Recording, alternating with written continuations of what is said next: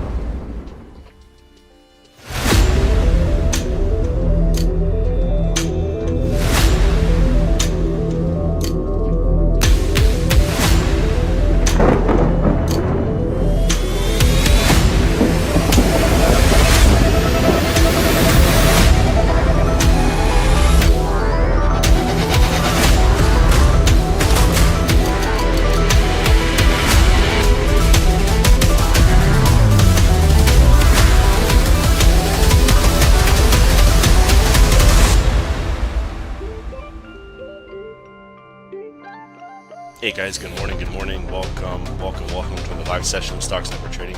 My name is Dave, guys, my partner is Ron. Let's get down to business here, guys. In on US 30, sell. Okay, I'm jumping in. Guys, that's a 100 pip drop. Yes, we caught it. Hey, guys, 200 pips, please secure.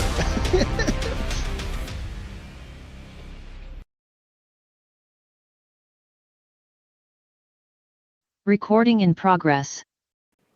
Welcome everyone. Good morning. Thank you for joining Stock Sniper Trading. My name is Ron. My partner is Dave. It is just after 7 a.m. Eastern, and it is Thursday, May 22nd. So thank you guys for joining. We're gonna do what we normally do here. We're gonna go through the news. There is a lot of news today. It's the busiest day of the week news-wise. A lot of flash manufacturing and flash services. US has theirs, I believe, at 9:45, but we'll double check.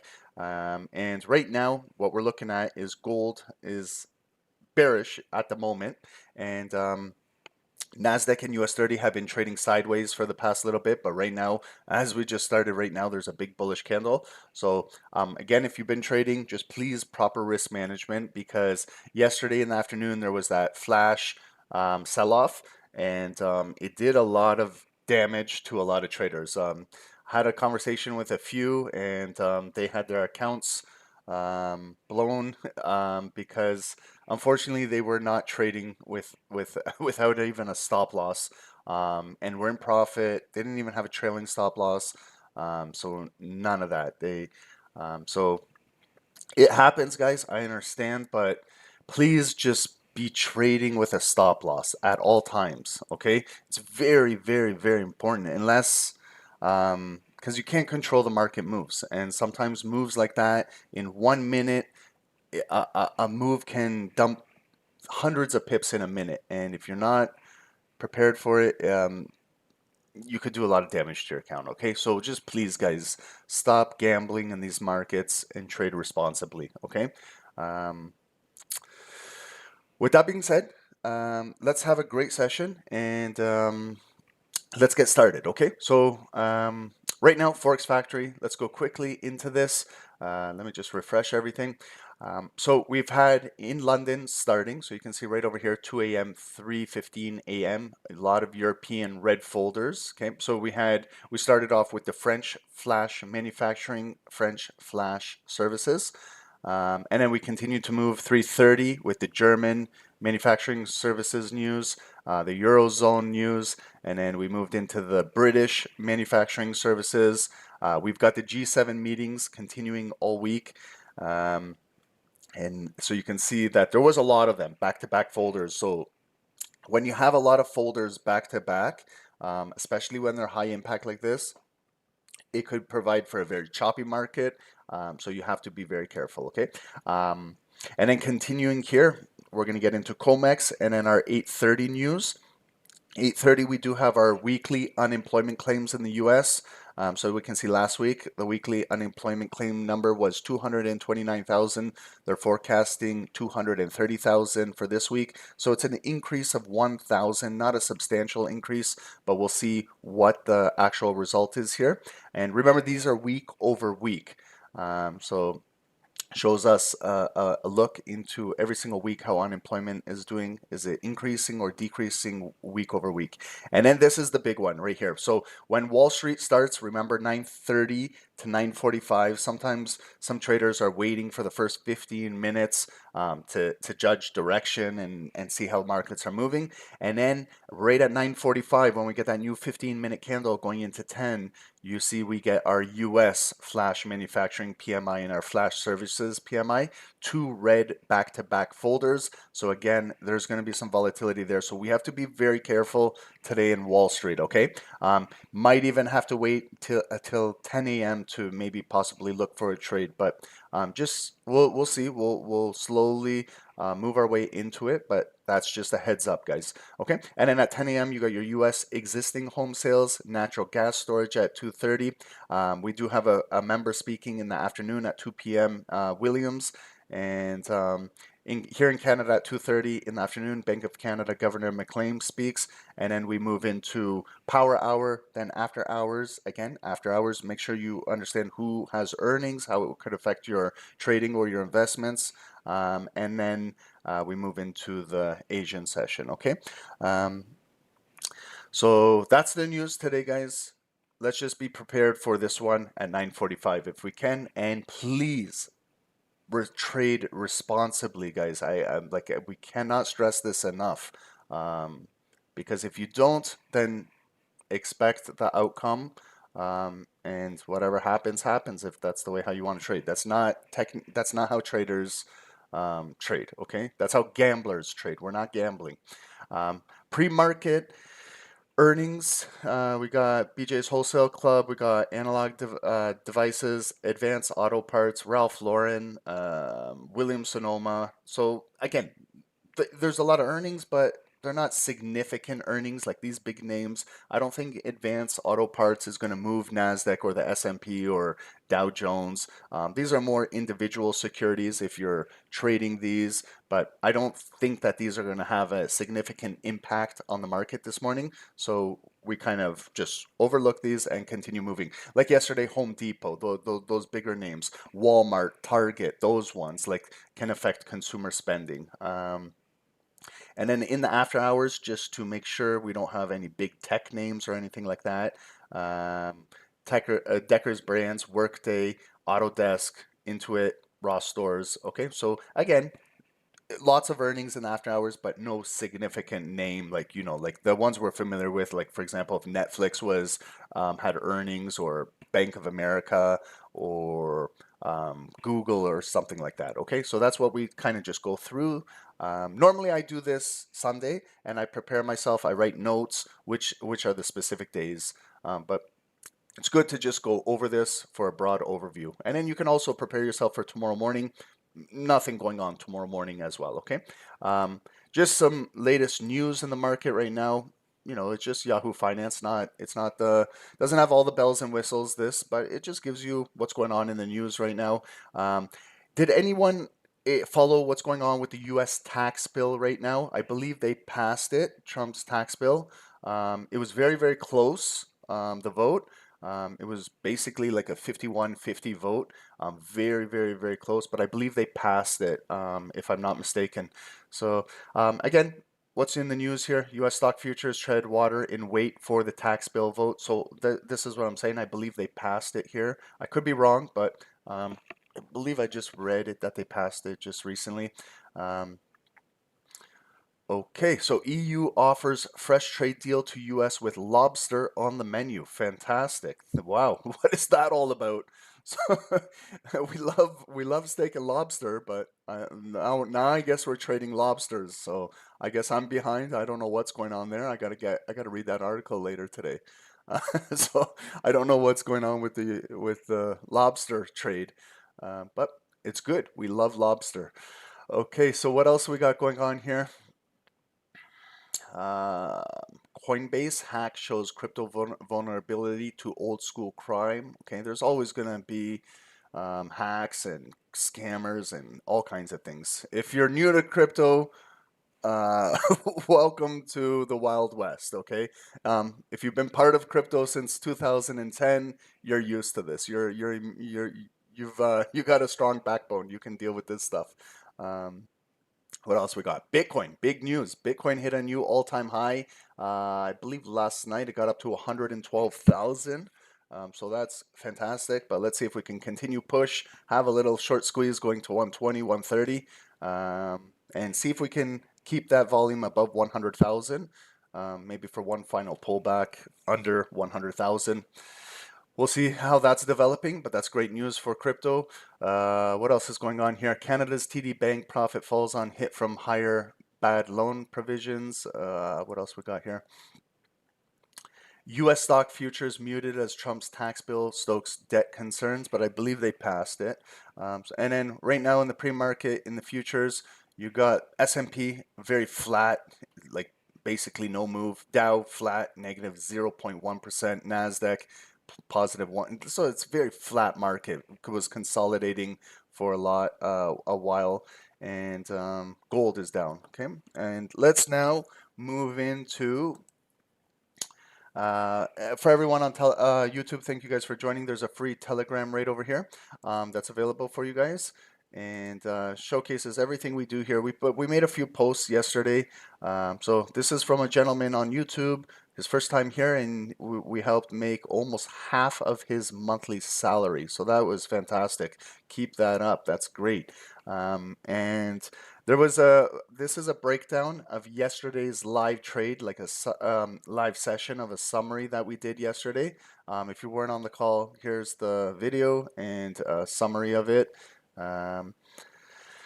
There's a blog here. What type of a trader are you? This is specifically, I did one for myself. I'm a scalper, so there's a blog there if you guys want to, with an assignment there, guys. So check out, this is how we do our homework assignments. So it's a good blog, guys, if you want to take advantage of it and see what we do here. Another big shout out to our sniper Carlos here, that has a few payouts coming to his account from Top Step. Congratulations, big man. That's awesome. And backtesting blog and few signals and some trades that were taken. Okay, and right over here, guys, if you want to visit our website, stocksnipertrading.com, if you come to more and you click on blog, you can see right there, there's the trading styles. What type of trader are you? So if you click on it, this is kind of like a homework assignment, kind of gets you thinking about yourself. It's a good one, guys. So take the time, if you can, to just read this and think about yourself and complete this if you can. So part 1 is a self-assessment questionnaire. How many hours per day can you dedicate to trading? Select one. Less than an hour, 1 to 2 hours. Like our stream is 2 hours. 2 to 4. Are you doing more than 4 hours? What are you trading pre-market, after hours? Are you trading during New York market right now, 9:34? Asian, London sessions? Personality and psychological traits. Do you prefer fast-paced environments and making quick decisions? Or which one of these kind of relates to you? Match your lifestyle traits to your trading style. So scalper, rapid trades, small profit targets, high focus, emotional discipline. Do you have 1+ hours available, focus and quick? So you got scalper, the day trader, the swing trader, the position trader, or the investor. Maybe you're all of these, but maybe when you trade the markets, you got to kind of hone in one skill so that you can understand the mechanics behind that style of trading. Psychological reflection. What are your strengths as a trader? What traits do you want to improve? So myself, I want to improve my discipline in trading, okay? Because sometimes I get undisciplined here when I'm live, and I trade different when I'm trading by myself. So I want to improve my discipline. So that's one thing I need to work on. Other traders need to work on their emotional resilience, focus and concentration, flexibility in adapting to market changes, and then a practical exercise right over here, and then reflection and planning. So write a short paragraph. Which trading style do you feel most aligned with? And what adjustments or skills do you need to develop to succeed in your chosen style? How will balancing your personality, available hours, and psychology contribute to your overall success? And so if you guys want to try that out, test it out, guys.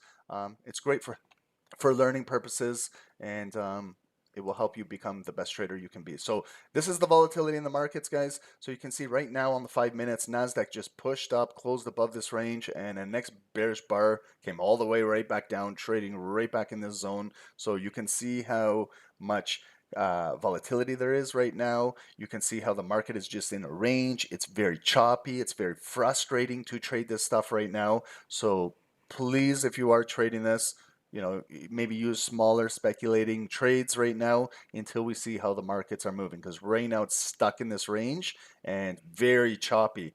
So like just looking at this without doing a top-down analysis on these two securities, on this middle chart and this one right here, this is NASDAQ on the 5 minutes, this is US 30 on the 5 minutes. I can see from like midnight right here, this is midnight, 1 a.m., 2 a.m., London, 4 a.m., 5 a.m., 6 a.m., and 7 a.m. It's very frustrating just looking at this. So please be careful trading this stuff.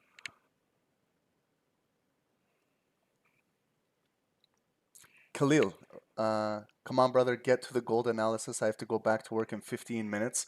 Okay, so what I'm gonna do, Khalil, just for you is I'm gonna go into gold just for you. Okay, so we're gonna forget our entire routine that we do here at SST just for you, Khalil. So I'm just playing, but we respect that you got to go back to work, but that's too rushed of trading. Okay, so you can see what we just talked about. You got to be patient, you got to be disciplined. If you're at work, it's very hard to just, if you only have 15 minutes, that's what I mean. Maybe trading right now is not the time for you. You should learn how to swing trade. Or maybe learn how to trade when you come home and do the Tokyo session, or be prior to going to work, learn how to trade the European session, things like that. Don't be rushing trades, because you're going to make some mistakes and you're going to regret it later. So that's forced trading. Believe me, I used to do trading like that and it got me nowhere. So, but for Khalil, everyone, let's get into the top-down analysis on gold. And let's get into here. So let's start off with on the daily, okay? So Khalil, I'm going to take my time. I'm sorry. I can't just go through the daily analysis in 2 seconds. So we got to take our time here. But this block here, what we've been seeing for the past few weeks is a supply zone on gold right below the all-time high. And our all-time high, as you know, is 3,500 on the dot right there, okay? So continue moving forward. The same zone right below us that we saw as a bullish flag pattern right there, eventually this zone turned to be a demand zone right here. And then continuing, we had that consolidation here where it tried to break, but you see we're still holding. And gold is trading right within 50% of this zone. So it is in its own consolidated area. And our low here, maybe we'll just mark it. Okay, so we can see kind of the highest point, all-time high of gold is 3,500. And so far, when they broke this zone, it came down to 3,120 and came back up, consolidated, and we've continued to move back up. Okay, so we are above here. We're trading right in between here. So next move for gold is it going to come back up to the red zone, or is it going to come back to the green zone? So yesterday, today when we go through today's daily candle, it's got a high wick pushing down right now. Okay, so let's start to go into dissecting and analyzing this range over here. So some key areas right here. See where there was this sideways move right here? If we're looking at this zone, maybe a point of interest could be these two bodies right here, this body and this body. I go yellow for this area. And then where's another one? Right here. Here's another nice little area right here where it's a body. See the wick rejected at 50% of this blue candle, and we're continuing to close with volume right there, push. Here we closed again with a nice blue candle, 50% above, a retest of it, or go back up, a retest of it, go back up. This bar closed below, so this yellow line should represent some resistance. As we came here, we closed above it, we retested it, pushing up, and right now it's representing, if you look at the low wick, it's right at that, basically that yellow line. Okay, so you can see gold for the last 2 days, the volume is consolidating right in between here. So it's in a stage of consolidation. It's trading sideways the last few days. So we could get that next move going up or coming back down. Okay, now just going over like yesterday's candle. Okay, so it opened following a nice big bullish candle on Tuesday, had a very low pullback, just briefly, then it continued to push bullish. It took out Tuesday's high. We pushed up, made a high, and closed. So this was good bullish volume yesterday. And then what type of continuation do we have today? So you can see, like, I'm going to have a lot of lines within this area, but it's to show you where we closed. That's where we opened right there, 331415, and it was bullish. So it opened, and then we took out this key area, and you can see the highest point of the day, and let's mark a purple line for the high of the day right there. And now I look relative to what happened here. It was lower than this wick, it's lower than that body, and this is where that big sell-off started in that big red zone. So it's still lower than all of this. And what happened today was they rejected the move and they pushed it back down to this yellow line. There was no support there. They continued to where we opened. There was no support there, and it continued, sellers continued to push it all the way down to where the lowest point is right there. So I'm just moving that yellow line that I had right there to today's lowest point, and I'm just making it purple. Okay, so right now at the low of the day, we got some buyers that are buying it right back up, but there's still this bearish volume in the candle. So it could continue to come down, absorb those buyers, push, and break today's purple low, and maybe continue to go down bearish. If it does, where could we go down to? I would look at around 50% of this bullish candle on Tuesday. Right now, I'm just kind of guessing that that's about 50% of it. I'm going to place a yellow line there. To verify this, you can grab the Fibonacci tool real quick from the opening to the closing price, and it's right there. And my guess was pretty close, but there's the exact 50% without guessing. Okay, so we do have to watch that area just in case we break and come down there. Okay, so that's the daily candle so far. And then what I do is then I kind of come back and I look at a snapshot of what's going on, the overall pattern. So you can clearly see the M pattern where we came up, one top, all-time high is right above us. It came back down, support, that's the neckline. It came back up, there's the double top, M, and coming down, there's your M. It did break all the way down there, but it came right back up. So still the green zone is technically still holding, hasn't really broke down. And then we're coming up with this leg. So we haven't really came all the way back up to the red zone. You can see right there. So it's a lower high, and we came down. So it's testing right here. So we are in this kind of consolidated zone right in between here. So we might get some choppy volume for the today and tomorrow, and then maybe next week it might make a move to break out of here, or gold might be selling off next week, breaking this green zone, and we're continuing to fall. So right now we're stuck in the middle. So it's it could be just flagging right here. But now what I do is I go to the hourly, okay, 1 hour. So I start to see now how it's been moving each individual hour. So now I can kind of zoom in a little bit to see Tuesday and specific hours of the day. So I can see right here it was the futures market. I can see there was London, 3 a.m. I can see where Comex is. I can see where Wall Street was. I can see where Power Hour is. You know, like I can see what it's doing. If I'm looking for now hourly points of interest, we've already did our daily lines right here. We should recognize this area, okay, some way. So the way how I recognize it is with a line, and I use a white line, okay, to represent hourly. So what I'm trying to do here is figure out where most of these bodies are. There's an ignited body. There was a body that closed bearish. These were impulse breaks on the hour. They came down, but look at where they closed, right relative to that white line. This one came down, look at where it closed, right above the white line. This one came down, look at where it closed, right above that white line. Here too, we got body, body, body. So somewhere like around here, look at the number, 3,302. So somewhere around 3,300, give or take 10, 20 pips. That psychological area, 3,300, was holding as support, but now I can see the last hourly candle, 6 a.m. closed below. So now buyers are coming back up. This white line might be resistance going forward. Okay, so that is a point of interest on the hourly. We got to see today, will the hourly volume come back up and close above 3302, and then this might turn to support, and then we might be moving back up to 3313. However, if it comes back up here, it might use this as resistance, and then it's coming right back down. Okay, so we'll see if it gets up there. Right now, what I'd be looking at is I need to cut this hourly candle in half. And right now we might be coming right up to 50%. So if I want to cut it in half, I can guess, but if you grab your Fibonacci real quick, where did that hourly candle open? Right there. Where did it close?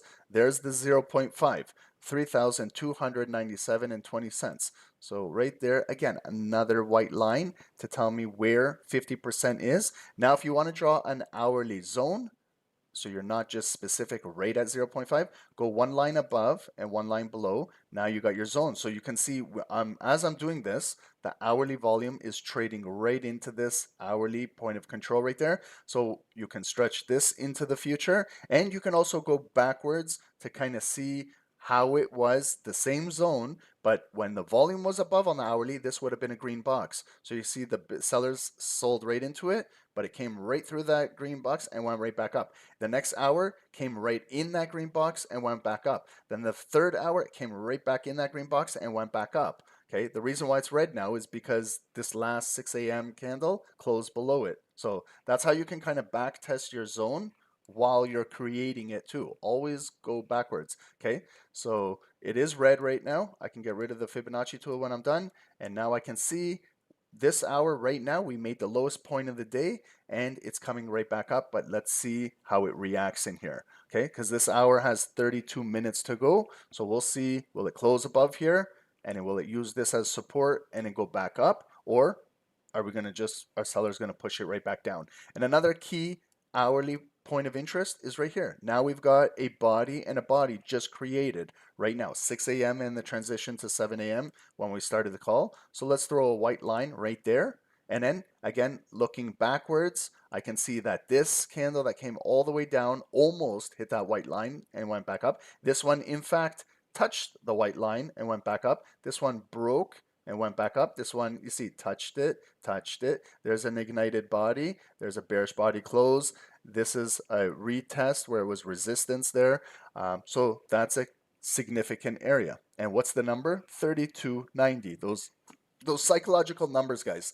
You will see if you trade gold on a daily basis, you will see 3290, 3280, 3270, 3260. They're whole psychological numbers, and that's where a lot of transactions occur. Okay, so you see we came right in there, and I'm not surprised that it's getting rejected right off of there. Okay, so let's go to the 5 minutes, but you know what I always do before I transition into the next time frame? I always look at a snapshot of what this time frame is doing. So I saw the daily was that big M that broke and it came back up and it's kind of consolidating right in the middle. What are our hourly candles doing? So there was a big rally right here, pushed, kind of consolidated. It went for a new higher high. The pullback came in. No bearish volume closed below this zone. It kind of tapped in here, continued to go up, higher low, make for that new higher high where tweezer top highs at the high there, 3,345 and a quarter, and sellers stepped in and started pushing it back down. So right now we've got a bearish leg coming down. It's making lower lows, lower highs,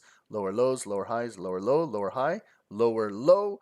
Now we're at the lowest point of the day, the purple low, and now we got a leg coming back up. So let's see what happens right here. Okay, so now I go into the 5 minutes.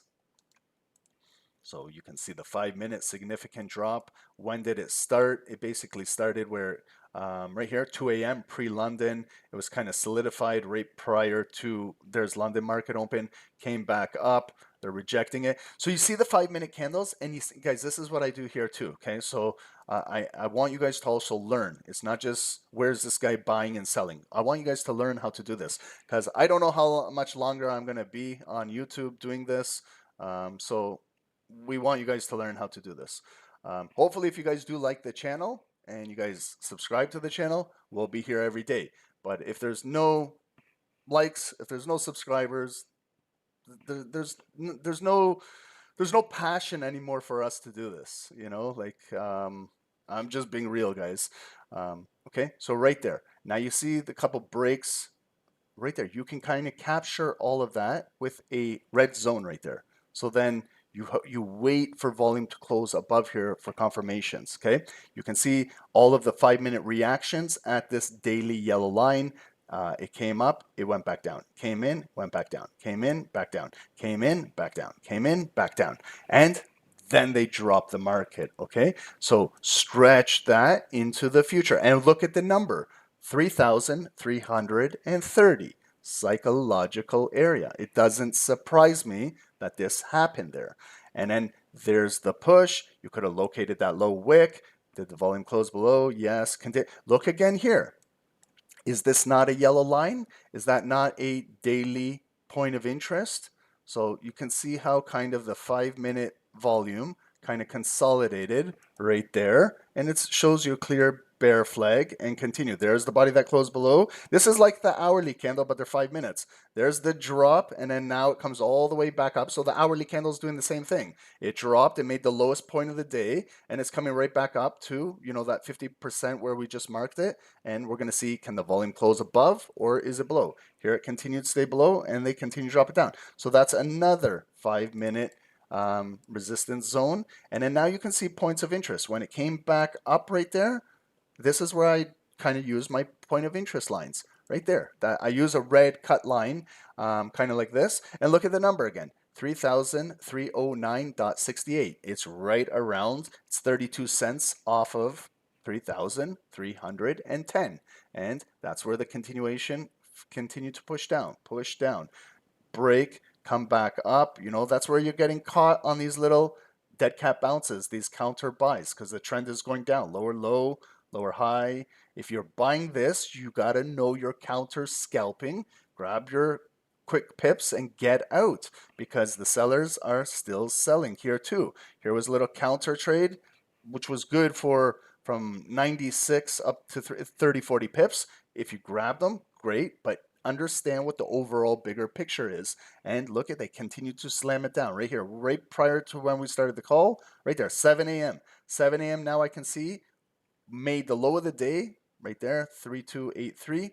And again, they're bringing it right back up. But let's see, here's that red zone on the hourly. So if we look at the hourly candle, that's what I mean. It came down, made the low of the day, and it's coming right back up, and it's retesting this red box, okay? This candle's closing 26 minutes, but now we can see on the individual 5 minutes what it's doing, okay? So now that we maybe found some support down here, it's coming up. Let's see what type of reaction we have here. Is it going to be a fake breakout? Is it going to actually be a blue candle that closes above here? Will we momentarily flip this red zone green? Will we build off of this to drive up to maybe this hourly point of interest, that 3302, maybe to that next red line resistance, and ultimately then to those daily points of interest above us, okay? Might be the first leg. So you know when we're looking for patterns where it broke, dropped right there, support coming back up. Okay, so is this going to be the neckline or that hourly white line going to be the neckline? Somewhere in here, for example, if it's the neckline, then are we going to come back down? Is it going to be like a double bottom? Are they going to test the low of the day again? Are they protecting the low of the day? Are they going to bring it up maybe with a higher low and then break it here? Then we flip that, maybe retest this. Then maybe we get that bullish move coming back up to here and here. But if we are coming up bullish, you still got to understand that you're going up against a lot of resistance still behind you. So you got to kind of respect each one of these zones, especially these yellow lines at these daily points of interest. That's the highest time frame. So we have to respect those. Okay, so we got a little bit of a bounce right now, but still it is pushing down. Like if you were just to draw a trend line, it looks like a very steep trend line that's still coming down, okay? So that's how it looks on the 5 minutes. We can add some indicators. So the two common ones we always add is the EMA 9, which is the green line. So you can see we were relatively below it for the majority of the morning. And right now we do have some bullish volume that is momentarily above the 9 EMA. Our 200 is all the way up here. So that's where we had what is called the death cross. That's where the 9 momentarily crosses below the 200, and then that's what started that selling pressure. You can locate the time. It was at 420, 425 when they broke it and dropped, and you can see how far the 9 EMA diverged away from the 200, and that's why you got that substantial drop. Okay, so there's our 200 all the way up there, and it's getting close to that 3,315 for now at that daily point of interest. Okay, and then the one other indicator that we were using yesterday is this is our daily candle right now.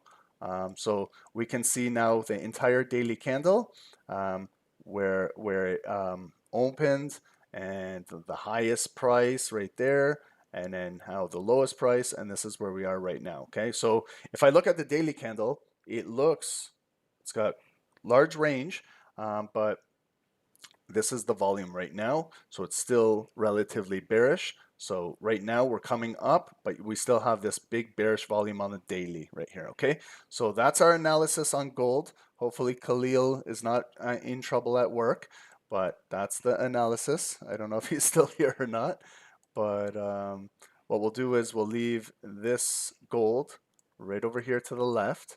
Okay, and see that kind of fake out on NASDAQ where they brought it up and then they slammed it right back down, and now we're moving down.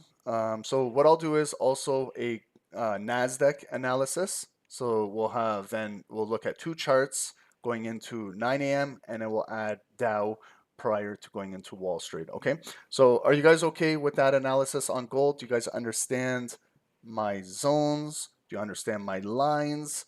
Do you guys know that it is still the trend is still bearish, but we are maybe getting some support? We're at the lowest point of the day where what's established right now, and we've got this leg coming right back up, but we're trading right in that hourly resistance. So we'll see, will the 5-minute candles close above here? Are they going to push it back down?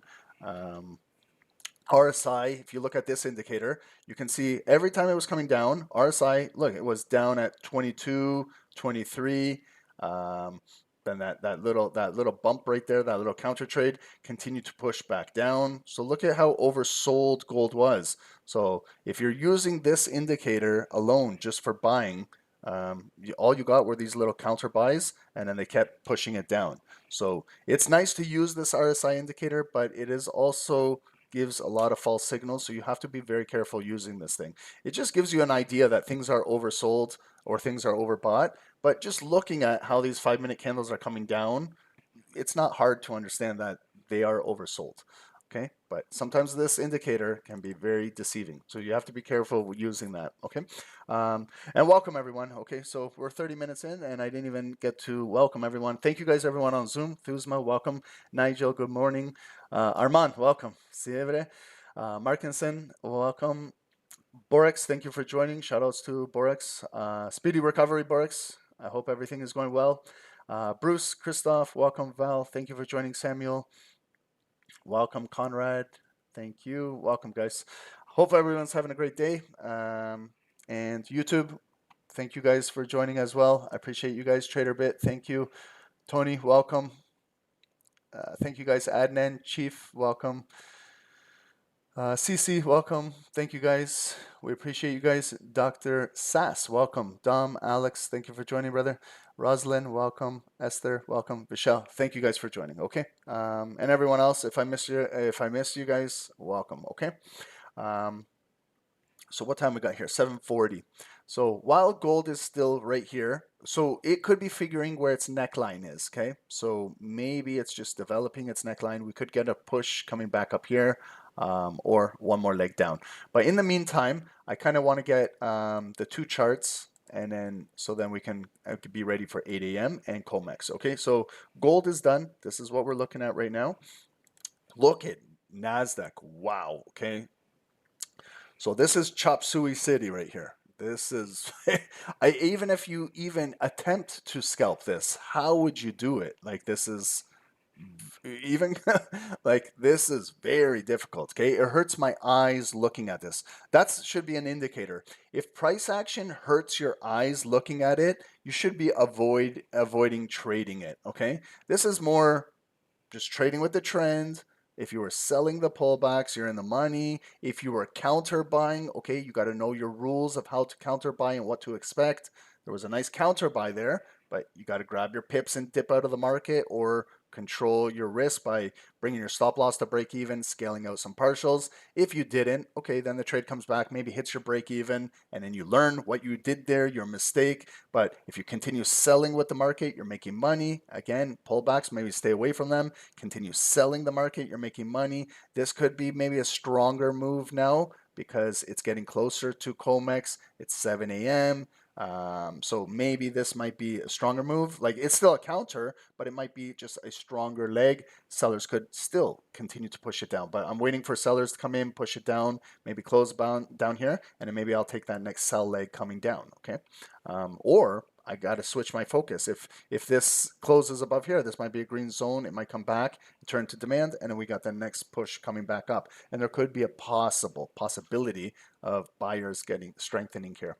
But looking at NASDAQ, there's no direction here at all. Okay, so this is clearly accumulating in here. Buyers are accumulating, sellers are accumulating.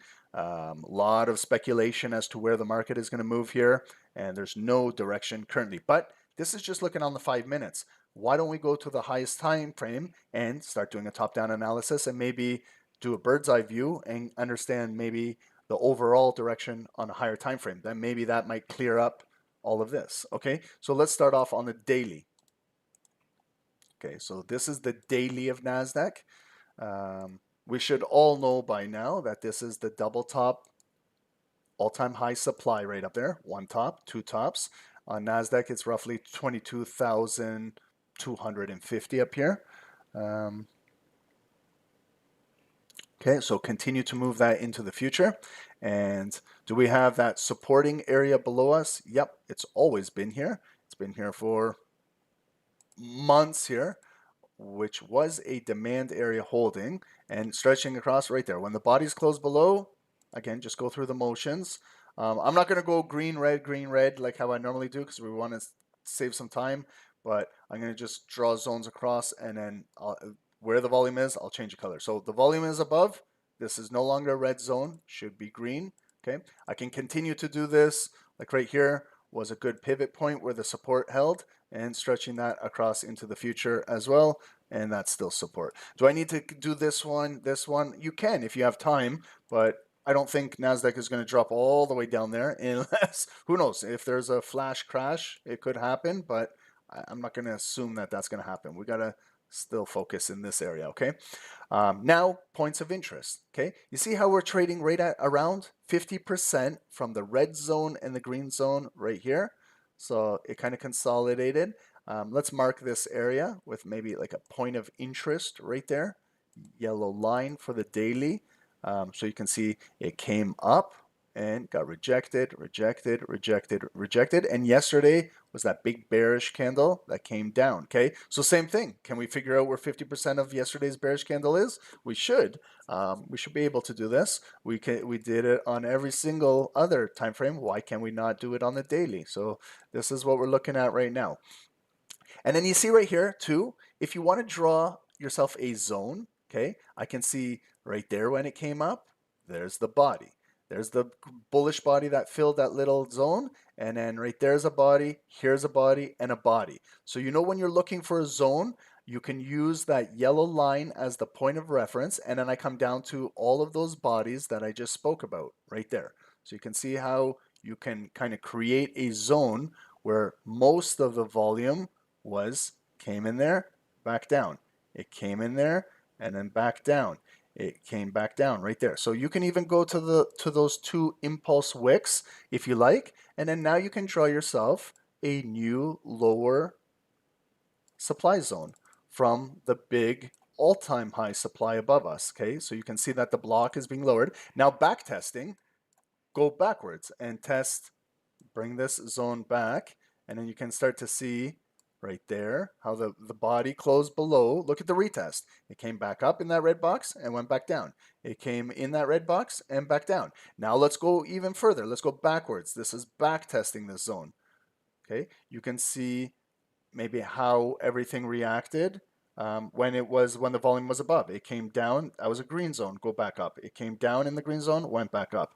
It broke all the way down here to the bigger zone below here, and then came all the way back up. And look at where it closed, above that zone. Again, here was an impulse daily break. No volume closed below there. It closed above there.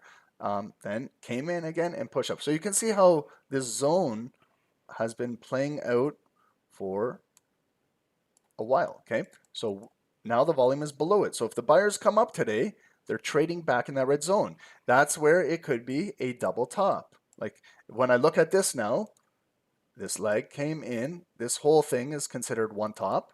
Now we're coming down. Now we're looking where we're trading, right at 50% from this red box to this green box. If you grab your Fibonacci tool and you just measure from here to here, you're right at approximately 50%. Okay, so this is where you might get that consolidation and might be figuring out its neckline to maybe come up one more leg, back test this red zone, or the sellers are going to finish off the move and drive it down to the green box. Okay, so but this is what we could be seeing. So maybe it wants to come all the way down, back down to the green box. Then what happens there? Maybe it comes back up right to there. There's your double top, if that's in fact what it is, and then you come down here, maybe you break this, retest that, and then you're dropping down. Okay, but it could also be a bullish move. Like it could very well just come maybe right here, stop.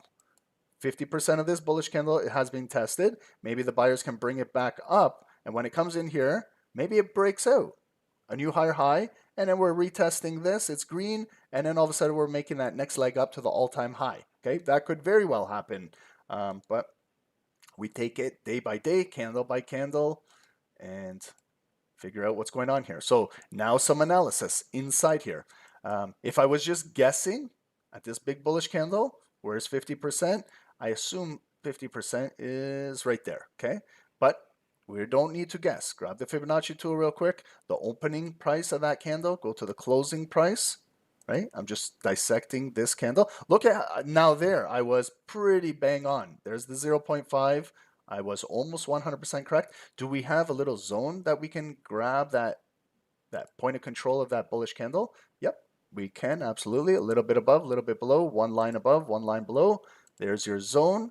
Make it green. Stretch it into the future. Had you done this on Tuesday, May 13, you could have maybe caught that pending. Look at that big bearish candle right there on Monday this week. Came right in there, and look at what it wicked out of. That green zone and back up. Yesterday, we traded right into here, and they closed it right above it. Today, that's our lowest point today. It's in there. Okay, so we can continue to stretch that. Now we'll see, is this inside block going to hold? The bigger one is here, the bigger one is there. This is the inside block. It's not as strong as this one, but we'll see. Maybe it builds in here and has a higher low push up. Okay, if it loses this, yeah, then definitely it could sell right down to here. And when it gets down here, the top of the green box is a location, but if it breaks further down in there, you see that wick that already contested it right there. Draw a yellow line right there, and it represents approximately 50% of this green zone. I know it's this one, I can see it's not exactly, but utilizing these psychological zones will help you out as a trader, believe me. But you got to understand why the market does this. That's where you take your trading a little further. Okay, I know it's nice and easy to draw zones and boxes all day and change the colors. It's like we're 8-year-olds and we're just drawing here. Like, believe me, I know that. My daughter loves this. She's 8 years old, so she loves doing these zones. It's like she's coloring. But she doesn't understand the psychological areas of these. I'll teach her that. I'm waiting till she's 9 years old to teach her the more advanced stuff. Right now, I'm just teaching her how to do the zones, and she can do them better than me. She's really good at spotting these zones. She's doing it without the Fibonacci tool too, so she'll be on here. She'll be here streaming for likes soon. I'll be I'll be she'll be doing it, and I'll just be listening to her and trading when she tells me to buy and sell. So now, let's just dissect yesterday's candle. It opened right there. So if I was looking at a point of interest, body to body, I don't need to because we're so far away from it. But if I did, I would be placing a line right here. That's an opening and a closing of a previous day. Very important. And then it was bullish. So it was bullish, bullish, bullish. And look, we've got two tweezer top highs.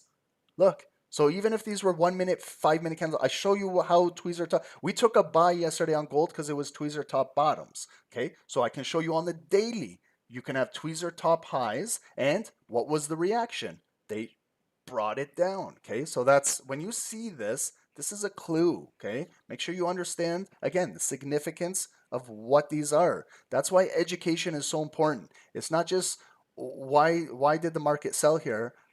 There's the clue why it sold there. So when you want to go further and understand why markets do this, now you can really understand this. But a lot of traders don't want to learn this.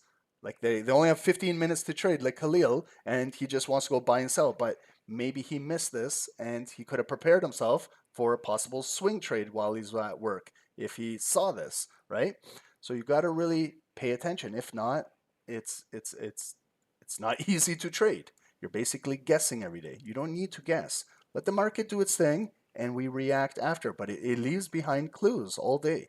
Okay, so there's tweezer top highs. There was no new higher high. Why is that? There's got to be a reason for that, because if they did create, if yesterday just popped even 5 pips above here, that would have changed the entire algorithmic of all of the volume and all of the depth of market and all of the pending orders. But they held it down for a reason. Okay, so we came back down to this opening price, and it continued. I would draw a wick. I would draw a line right here at this wick, and then I can see right now. I can see if you guys can see the fair value zone. You guys let me know, but I can see it clearly without even using a Fibonacci tool. Okay, so yesterday was very bearish. Remember that afternoon, that flash crash that came in. It had to do with the bill that they just voted on, the tax bill. And look at what it did. It came right in our green zone and went right back up. Do you guys see what I see? Okay, so this is how you can figure out the meat of the sandwich right here. See this? Low on Tuesday, right there. Okay, so I'll just do it with lines so you can see.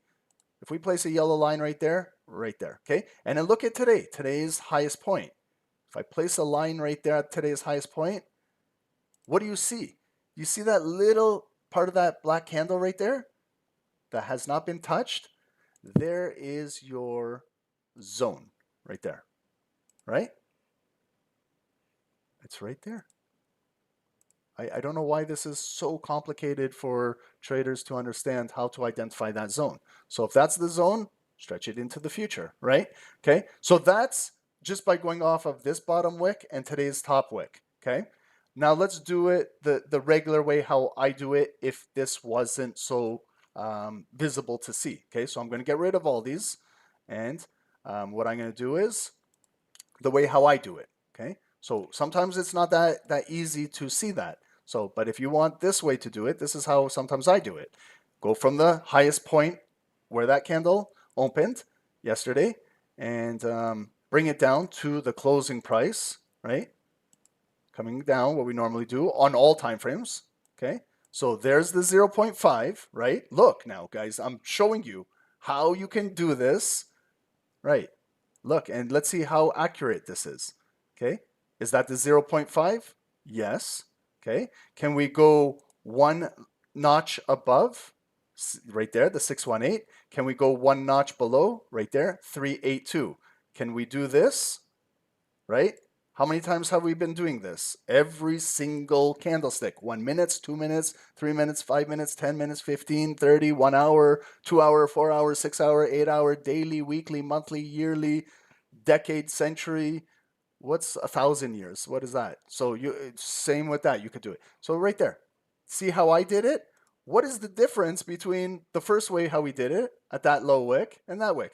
There it is. Millennium. Yeah, sorry, Mark. I wasn't thinking there. Millennium. Okay. So you guys, I know no one cares right now. Everyone's like, let's get to trading. But it's up to you if you want to learn this. It's not up to me. I've learned this over the 20 years, and I've done good in trading just by learning this concept. A lot of traders are just, this guy talks too much. I'm not gonna like the channel. I'm gonna go find another guy that's live trading. But it's up to you if you guys want to learn how to trade. It's not up to me. I've learned. I'm teaching my daughter right now. She's 8 years old. There it is. My daughter can do this. We can do this. Anyone can do this. Okay, it's not that complicated. But you see how accurate this is. Okay, so once you've figured it out. That's it. Time to move on. Now you can see today's candle. Now let's walk through today's development of the candle. It closed here yesterday. It opened right there. I can place I know everyone's going to say, holy shit, there's so many lines this guy has here. But they're significant. Okay. The market closed there and it opened there. And what happened? It was very bullish. NASDAQ was bullish. It was blue, blue, blue, blue, blue. And look at what it tested. Right there, the bottom of that red zone, and it got rejected. And the sellers came all the way down to the opening point and broke it. And it was a shooting star candle that came into the green zone. So there's our lowest point of the day, low of the day in the green zone. And now it's coming back up to essentially right where we opened. Okay, so if the volume flips bullish, we have a long wick above us to fill, right? I didn't even put my highest point right there. There's my purple line. So with that red box now, I can just bring it right to that purple line. And then now, if we do come up bullish, bullish, bullish, we still have a lot of this bearish volume.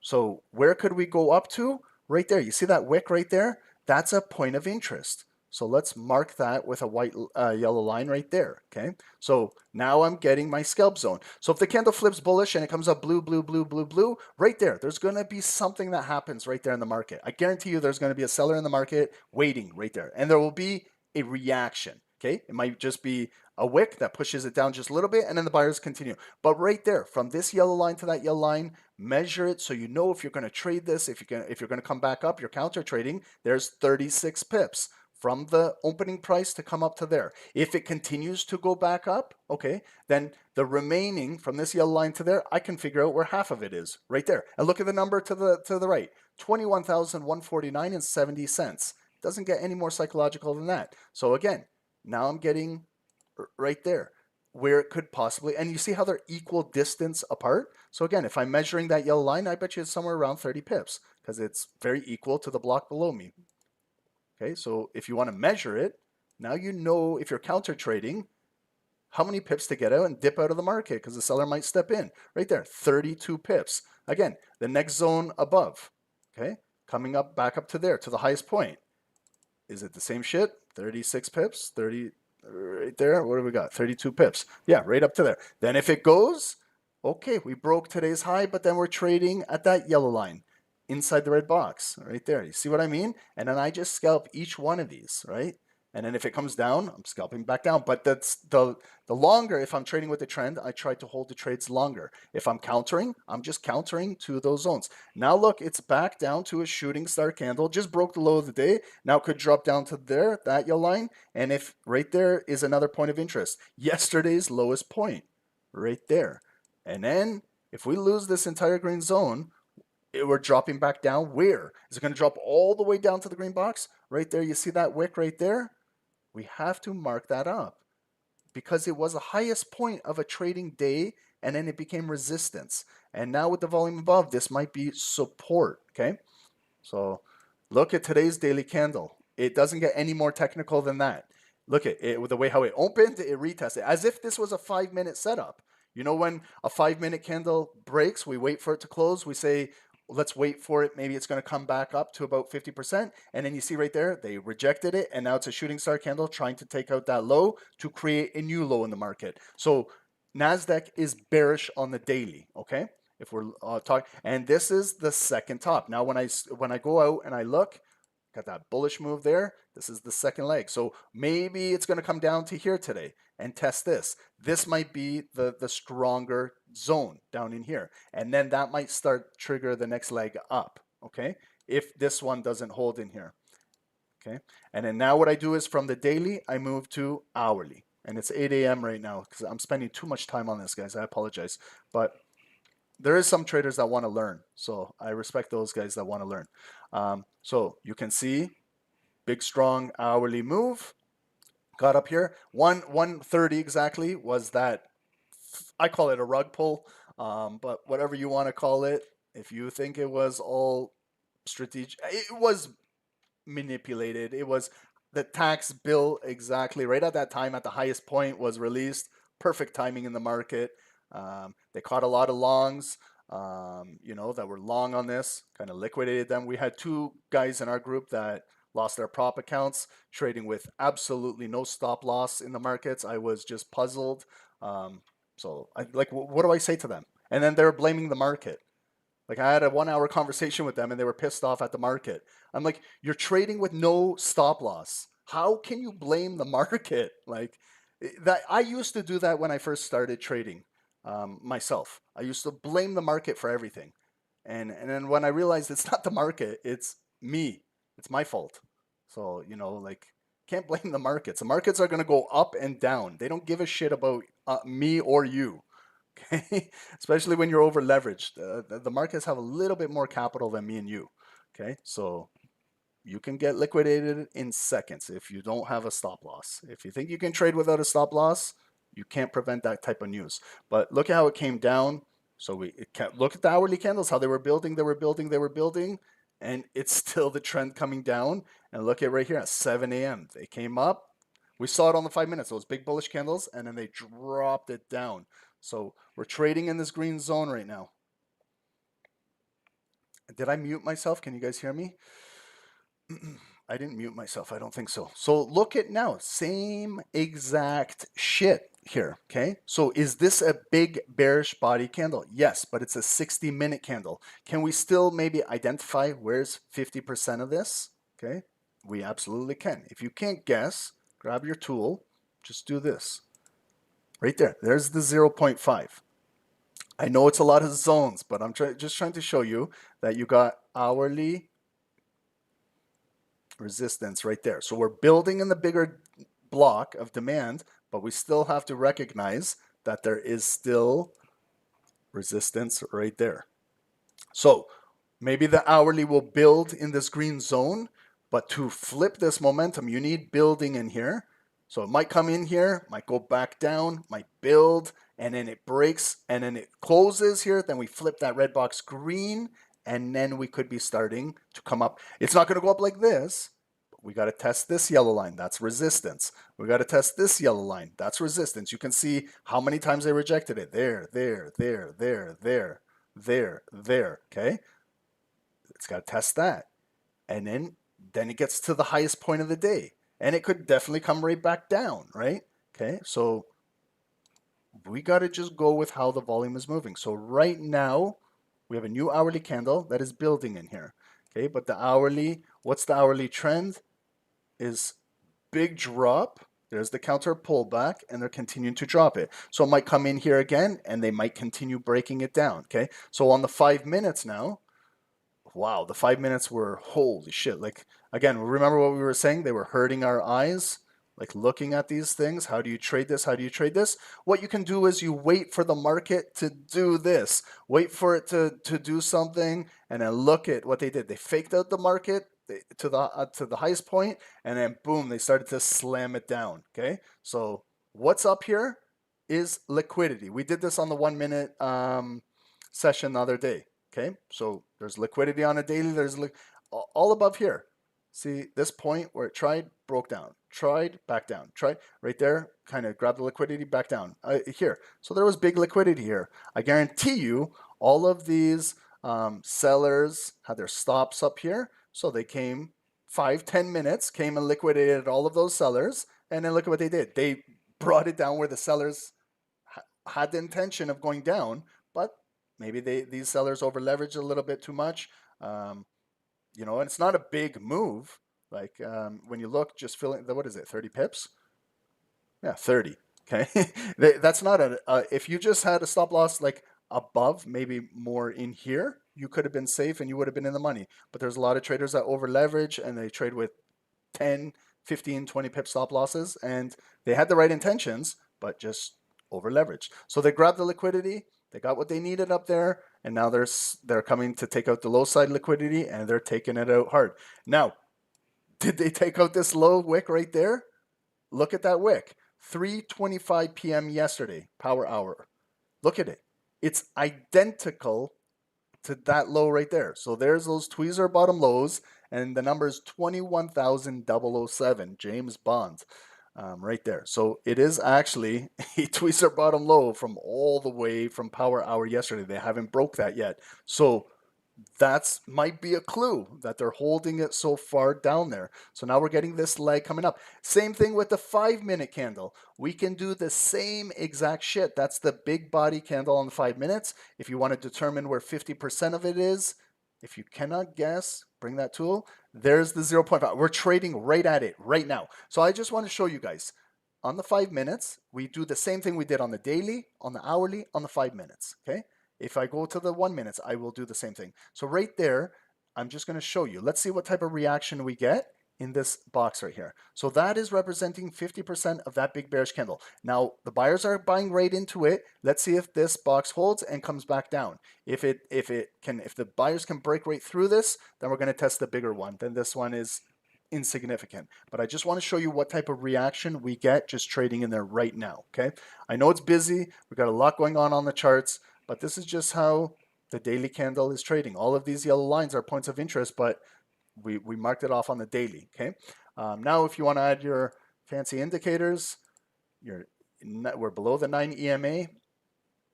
The 200 EMA is all the way up here. So it had that death cross where it pushed below it. And you see how it just came right in the red box and they're rejecting it back down, okay? So we'll see when the candle finally closes in 3 minutes, okay? So look, does that surprise us? How it came in there and then now it's a shooting star candle coming down. Doesn't surprise me. Maybe it surprises traders that don't understand about retracements in that fair value zone.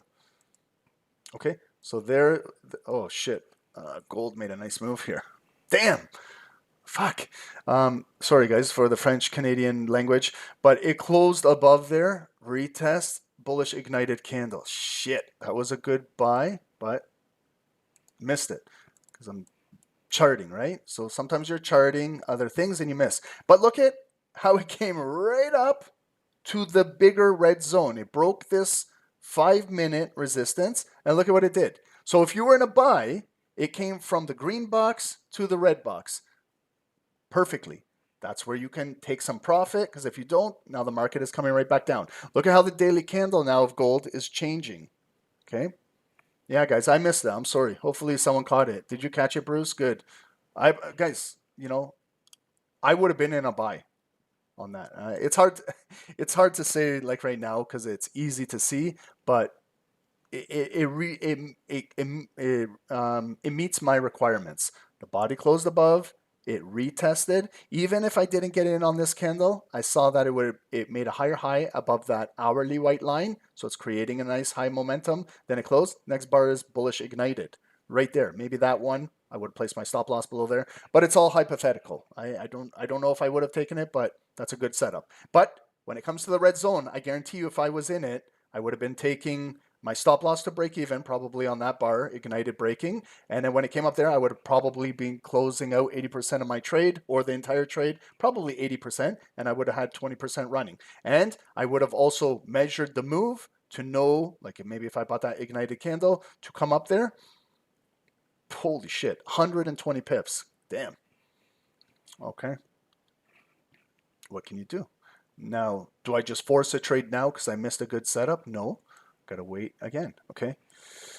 So the time is 8:10, 10 more minutes. We're going to get Comex market open, okay? So they could easily just kind of bring it up and then Comex coming right back down, or it's going to start to build and maybe we're coming back up. But this is our daily candle of gold. It's a bearish spin top. Okay, so the daily candle has lots of indecision as well.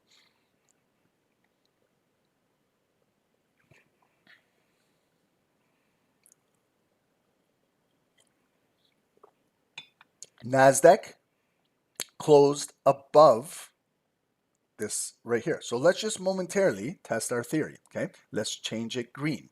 So now you got a bearish ignited candle trading in now. Maybe it's a possible green zone. So what I look for is there going to be buyers with a wick to bring this thing back up?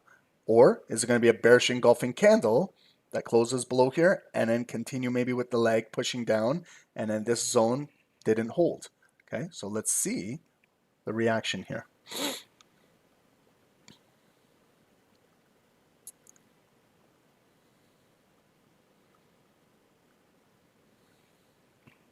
Okay, so it's a big bearish ignited candle pushing back down. Okay, so a counter buy. And look at that purple line. That was the previous low of the day. They broke it, and now the low of the day is acting as resistance now. So now it's coming back down. So what I look for is, are the buyers going to bring this back up, and is it going to make like a double bottom, or is it going to continue to break? Remember though, that I know that this yellow line is a tweezer bottom low at 007. Okay, so are they going to break it, or is it going to create a higher low? So I'm looking for clues. I'm looking to see what will happen here. I'm seeing if they're going to build the depth of market. That's a heavy candle coming down. Okay, so our first thing is, are they going to take out these bodies or come down to there?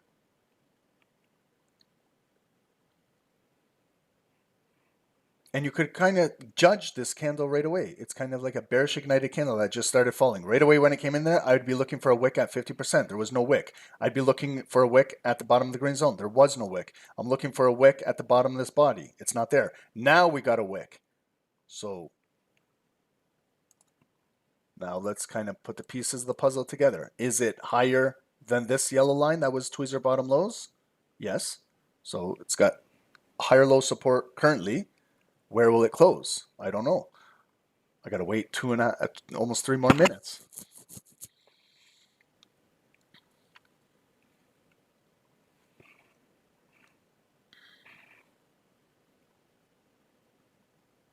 You can simplify trading if you want, or you can complicate trading.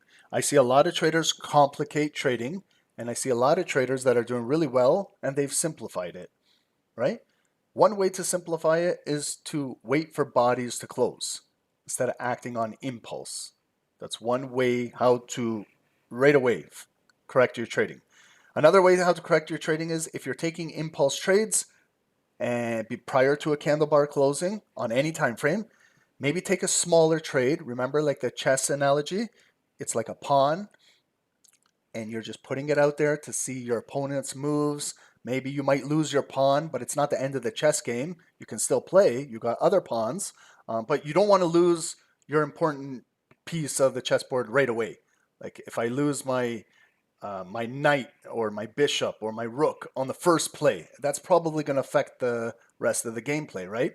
And then if you lose your king, then the game is over. So if you lose your capital, like those guys in our group yesterday that were trading with no stop loss, the trading game ended for them yesterday.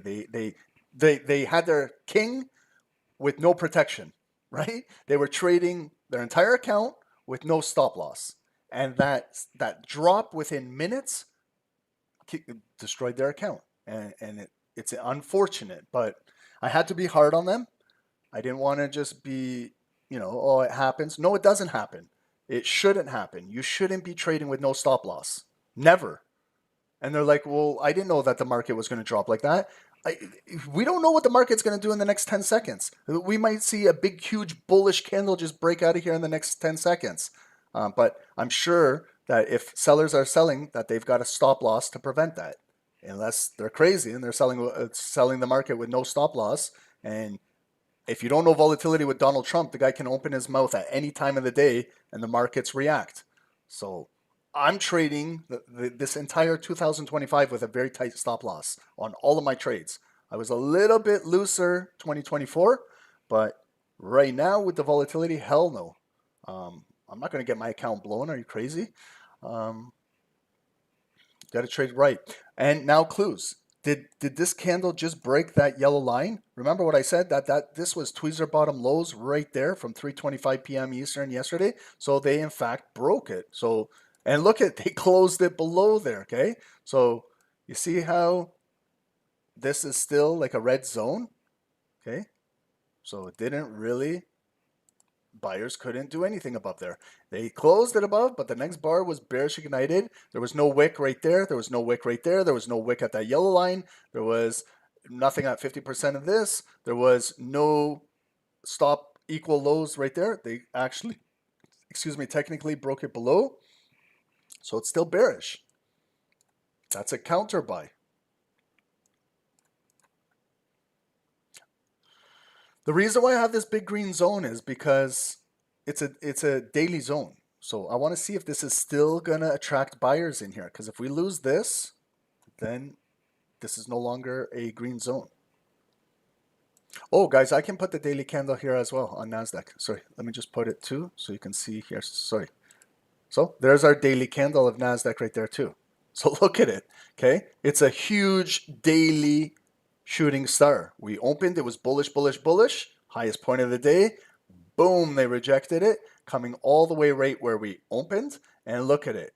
So if you want to buy, you're welcome to buy, but you're buying against this huge bearish daily candle. Okay, so you got to be careful. Now, see this big zone that I have dropping down here? Let's look below this green box to the yellow line where the 5-minute candles were trading in here last time. How far back do I got to go? Right here. This was the last time volume came right through this zone. So you see now, let's see how far back I'm looking at. This was Tuesday at 9 a.m. There's Wall Street right there. Okay, so look what I'm doing now. Tuesday Wall Street market open. What is today? Thursday. This was 2 days ago. Okay, right there. See that? Why did I mark this zone? That was 9:30.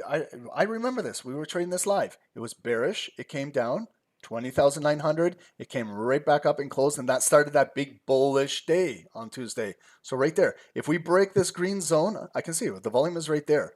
You see this hashtag? I can see it coming down. So right now, it's touching this wick and those two bodies. So if I want to be really, really precise, I can draw another red line right there. I got a wick and I got two bodies. If it continues to break 930s, right there, coming down. There's your bodies right there. So see how I have these three lines now, red lines?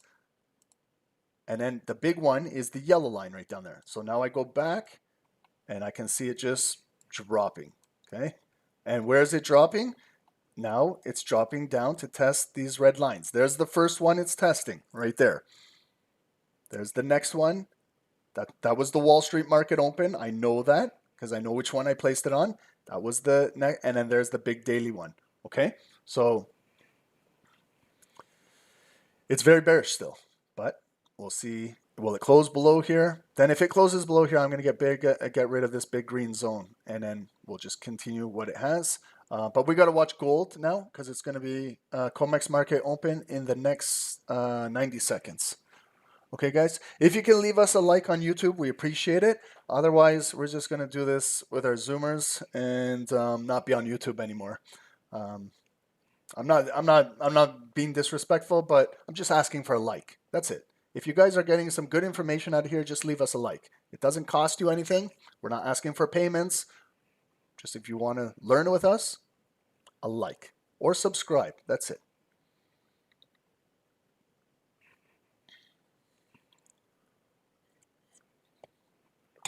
Okay, so let's see now. Okay, so we got to monitor gold right now because it's Comex market open. But if you're watching NASDAQ, pay attention. Also, even if you're not taking a trade on NASDAQ, watch what's going on, how they're building it. So, because we're going to go into Wall Street in another hour. Okay, so let's see what they're doing. Part of trading is putting the pieces of the puzzle together. Okay, here we go on gold. So it's initially starting bullish. Will it reattempt this red box up here? Or is it going to push down and maybe hold at this hourly or this green zone? Okay, so you can see NASDAQ also broke. It came down there. Where will it close in the next 20 seconds? Will it still close inside here? Might start that next green leg up, you know. I'm going to get rid of a few of these yellow lines because there's too many in here. This is my cut lines.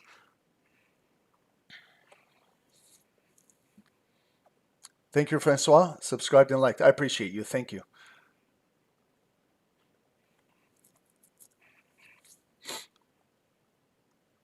Okay, so here we go. Beresgua, please explain how to mark zones. We've explained how to mark zones for the last 90 minutes. Okay, but that's why you gotta at least pay attention to what we're doing, or join us when by hitting the notification and joining with us when we start 7 a.m. every day. That's what I mean, guys. A lot of traders, I'm not saying you, okay? So remember, but I'm saying other traders. They come on here and they just look for buys and sells, but then they decide they want to learn, and then they weren't paying attention, and then they're like, can you go over all of this again? Just join us every day. We do the same thing every day for the past 6 years. Nothing has changed. You guys got to be here. I'm here. Dave is here. We're here. Yeah, you can. Yeah, I didn't even think about that. Nigel, you can rewatch the recording, guys. We'll do a fresh chart on US 30 at just after 9 a.m. And that's when you can pay attention. We'll do the same thing on US 30. Okay, same shit.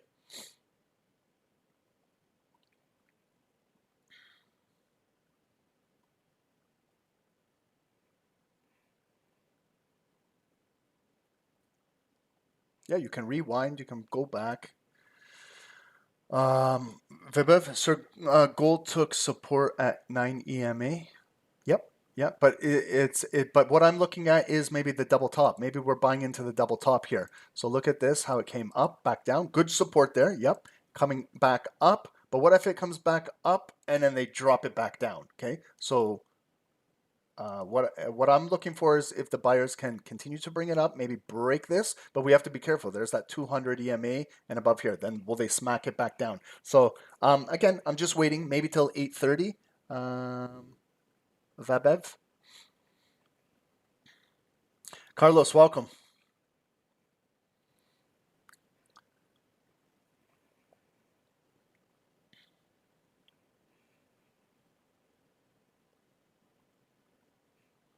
Okay, so again, what is 50% of that big bearish candle, that cut line? There's 50%.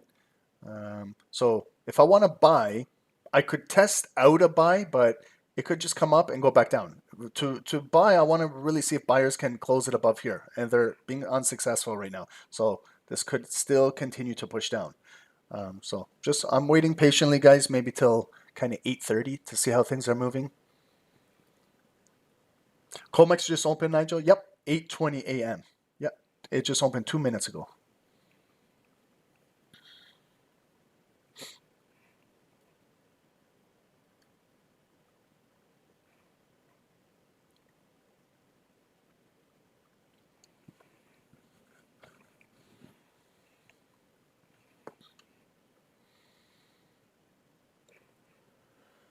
And I also want to see, is today's daily gold candle going to flip bullish? And it would be right above here, right? So, and Comex market open. So that's why, guys, that's why if you put the pieces of the puzzle together as to how the market opens at a certain time, where the daily candle is strategically positioned, it all makes sense. So I want to see, are the buyers going to flip this daily candle, turn it into a bullish spin top? And then maybe we'll continue to move up, or are sellers just going to absorb this, and then it's going to be the second leg coming down, and then this bearish spin top is going to continue to be a black volume based candle coming back down here. Okay, but just watching right now. If you do take a trade, maybe speculate, maybe take something small. Like for example, if you're testing out a buy, do something small and then see what happens up here. Because if it gets pushed down, you can easily close it and minimal loss. Same thing too. If you're looking to sell right now, maybe take a small little sell and test out the market. You don't got to go all in with your regular size right away. You can feel out the market a little bit. Like here, if you wanted to buy NASDAQ, test it with a small buy. You're still like, look at what you're buying against this. Look at this daily candle. Like that's very bearish. And then if you look at your RSI indicator, This is why a lot of traders struggle, because RSI is oversold. They see it down here. They're taught that it's automatic. You should be buying below 30. But if you're buying, you're in big drawdown. Okay. Okay, look at that now, reaction. So it came up, they rejected it back down. It didn't even come into here, so lower high. Now they open the next bar, ignited green, or sorry, ignited blue here. Will it come back up? Will they reject it back down? Then maybe it might have that next leg coming down. So pay attention to that open. It is ignited, holding. It's 8:25, so we're going into 8:30 in the next 5 minutes. So what you can also do is on both securities, look at your 30 minutes, and this is what we got. So gold had that big 30-minute push. Comex is holding it down, but maybe this can flip. Then yes, it can turn bullish. 30 minutes on NASDAQ, it came up there. We saw it, and then it came all the way back down. So where will this 30-minute candle close in the next 4 minutes? So if you're not in a trade, maybe wait it out for 4 more minutes, and then we can maybe trade the next 30 minutes a fresh new 30-minute candle. Okay, so this big green zone I'm going to get rid of.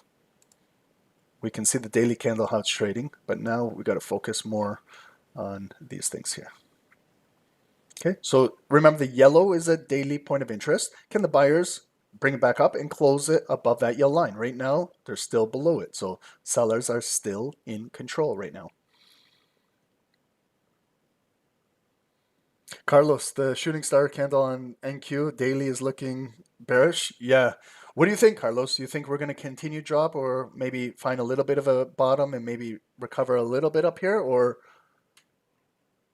what do you got marked, Carlos? Where do you see it going down to today? Yep, Saru, unemployment claims in 4 minutes. Our weekly unemployment claims, yep, are coming up too.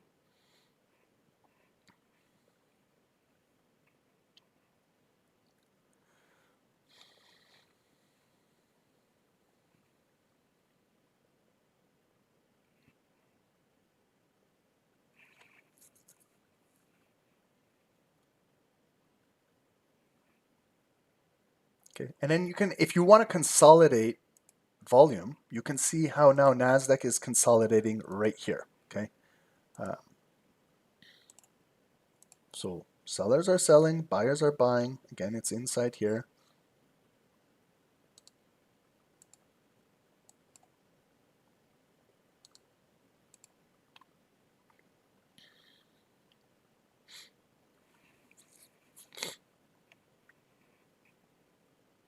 And then remember gold, okay? Opened, ignited, it came up. It's got a lower high, so it hasn't came into here yet. So are they going to push this, continue to push this thing down? Sergio, curious to see what unemployment claims will be in fall after all the buyout packages end. Carlos, you've been waiting for over 4 years for the big short. Carlos Burry. Michael Burry shorted in 2007, the subprime financial crisis, and now Carlos is the new Carlos Burry shorting the 2025 Trump crisis. I love it.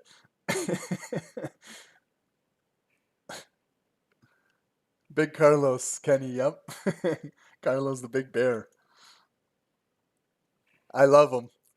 We don't hear from Carlos when the market is bullish. When it's bearish, then my man comes out of the cave. Carlos, talk to me one of these days, please. Talk to me. I want to hear your voice. Unmute your mic, please. Talk to me.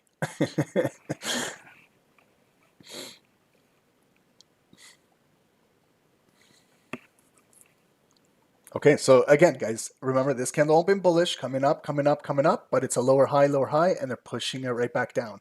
So look at that big.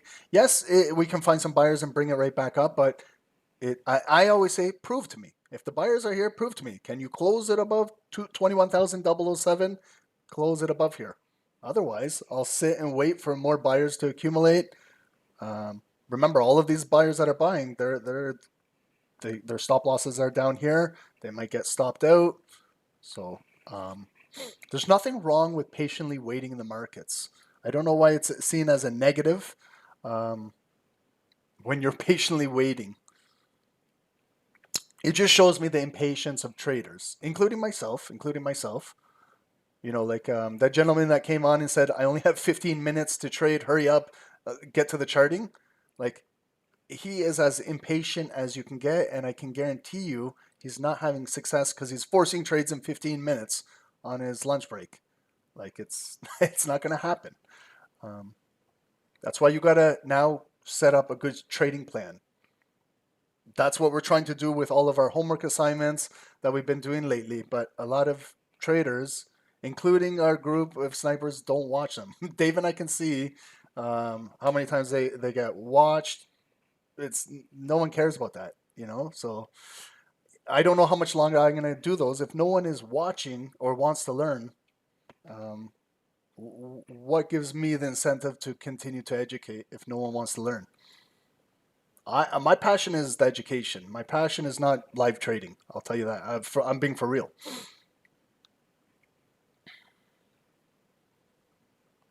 Okay, so now we're at 8:30. Okay, the unemployment claims. Sometimes it takes a couple minutes before they release it. Okay, so no big difference. 227. Okay, so I don't think that's gonna impact the markets one bit. Okay, so again, just consolidating. Now we got, again, blue volume coming back up. Okay, that's good, but can we close above here?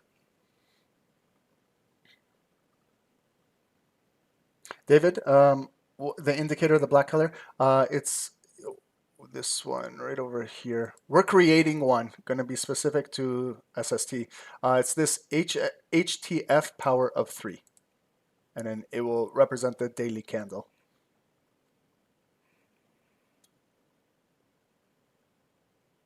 Boogie, did you watch the Knicks game last night?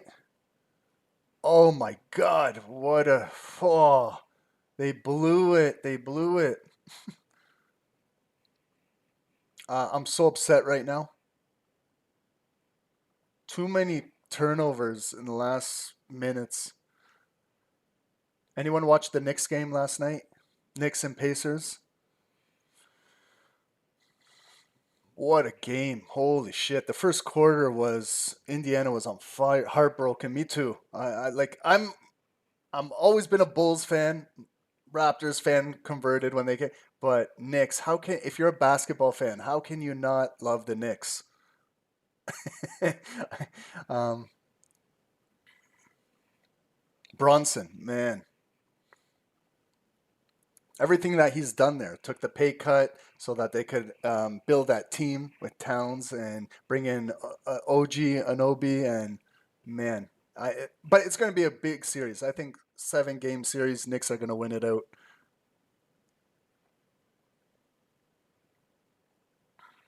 Okay, so now we got a nice bullish candle coming back up, closing in 2 minutes. Let's see the closure. Okay, gold is still just inside here. Okay, no real big move yet, but it's still building. Higher low, higher low.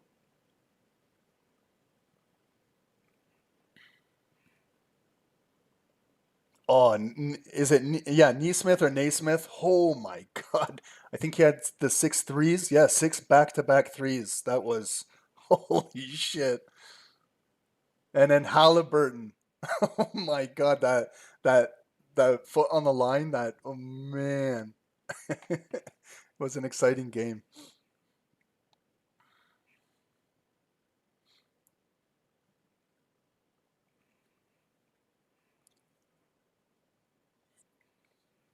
It's the Reggie Miller curse. He was at, why did New York let Reggie Miller in MSG? If I was the owner of New York Knicks, I wouldn't let Reggie Miller in that building.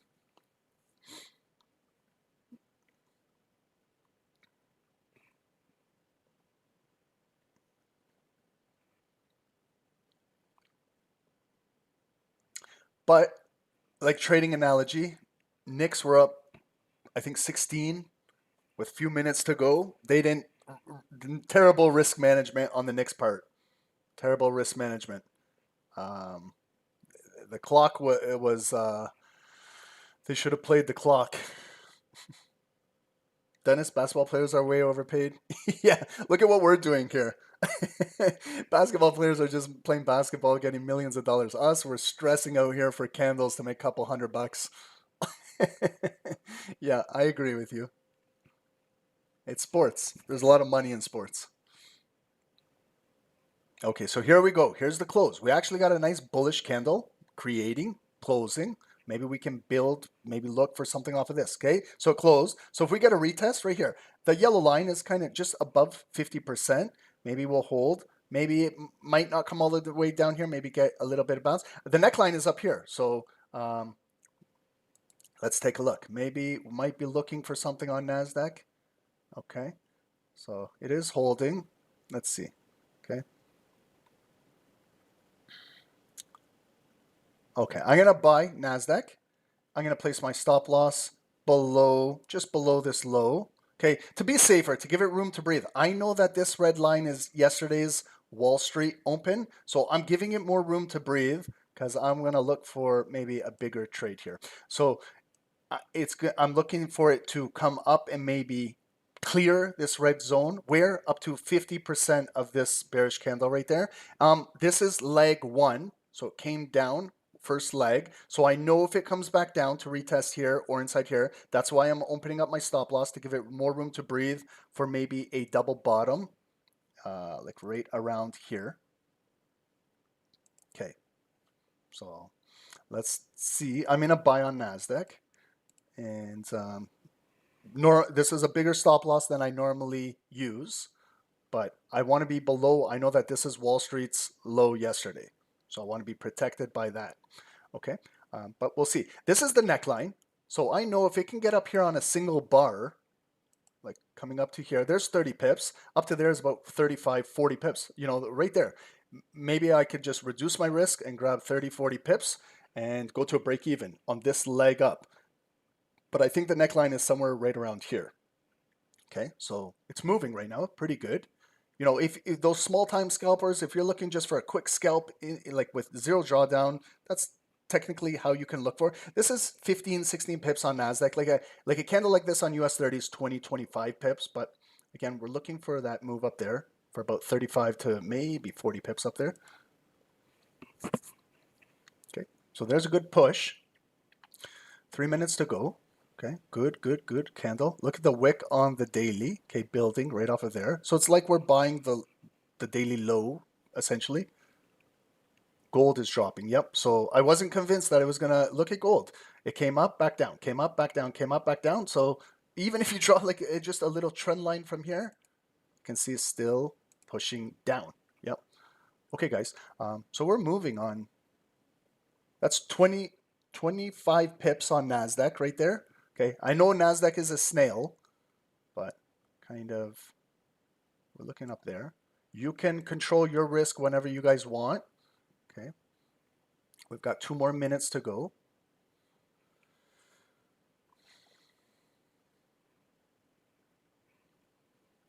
If we can close above here, that would be fantastic. But also even an impulse creating a high up there would be great. But again, if it's a lower high, we can maybe build off of this volume. If we still retain this blue volume without getting pulled back.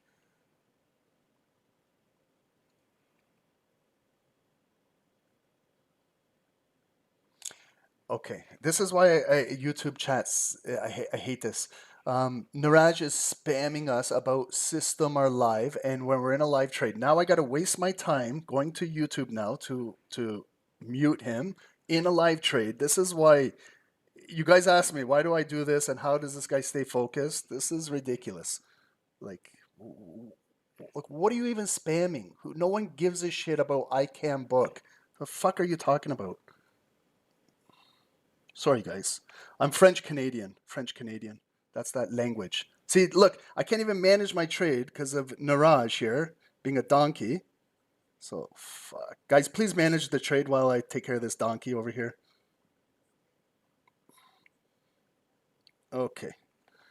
Okay, so now that's it. I'm going to break even now because, look, I'm mad. Okay. So I'm going to clear out 80% of this trade. Okay, so it's up 30 pips. Just get out of here so I can stay focused. I am taking out 80% here, and break even, okay? Just on that bar. Yeah, Carlos, I banned him. It's just stupid. Like, what are you even talking about? No one gives a shit about what you're saying. I can't believe these people, like, they actually think anyone in the chat cares about what he has to say about ICOM International and spam it 30 times. No one gives a shit. We're worried about this bullish candle making money right now.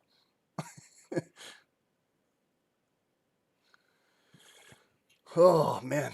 Okay, so cut line. Cut. OT Genesis. We got to cut this right there. There's our cutter. Okay. So, guys, normally I'm trading gold right now, but NASDAQ provided a good opportunity. Okay. So, everyone, I'm not saying everyone. I'm at a break even and I took out 80% at 30 pips. Okay. There's a perfect push. Let's see if we can drive through here. Remember, this is also the single, like a single leg, but I liked here. Okay. So when I walk you through why I waited for volume to come up here, I didn't buy this candle. I didn't buy that one. I waited till it closed above. Yes. And then I was waiting for a pullback there, but I saw the wick and then short wick, pop, buy, and drive up 35, 40 pips. Okay, now we got spamming now. Like, this is a joke, guys. Solonic now. Like, guys, I don't want to do this where I don't want to be on YouTube anymore, you know, because I know that there's a lot of good people on YouTube. So just stop being silly. Like, you think anyone takes you guys serious when you do this? Oh my God. Sherry, please keep me focused here. So, Solonic, thank you for joining SST, but we got to hide you. We got to put you in a timeout right now because you're not focused. You're not focused. We're trying to focus here. See, guys, multitasking, live trading, moderating, live streaming. It's not easy, guys. So like, you know how calm it is when I'm just trading by myself, and but I do this for the love. I do this for the love. Now it's just a okay. So now it's just a spam fest. So guys, we're gonna be creating a new OBS overlay, and I don't even want the chat on there from YouTube anymore. To tell you the truth, I want to put the news feed from like Financial Juice. We'll get more relevance out of that than just watching guys spam now. Or it's other channels that come on here and do this, you know? They hate us. They hate us because what we do is for free. So they hate us. So, you know, we get hate for giving free knowledge to the world. It's a sad world we live in, but it's the world we live in, guys. Yeah, they hate us because they ain't us. It's okay. SST is often imitated, but will never be duplicated. I can tell you that. Dave and I are very rare.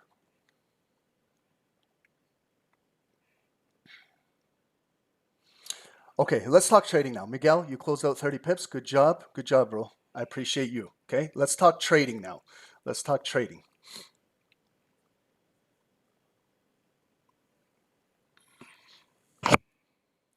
But I don't care. I won't look at the chat if there's spam. It's going to affect you guys that are actually trying to concentrate and learn. It's going to affect you guys.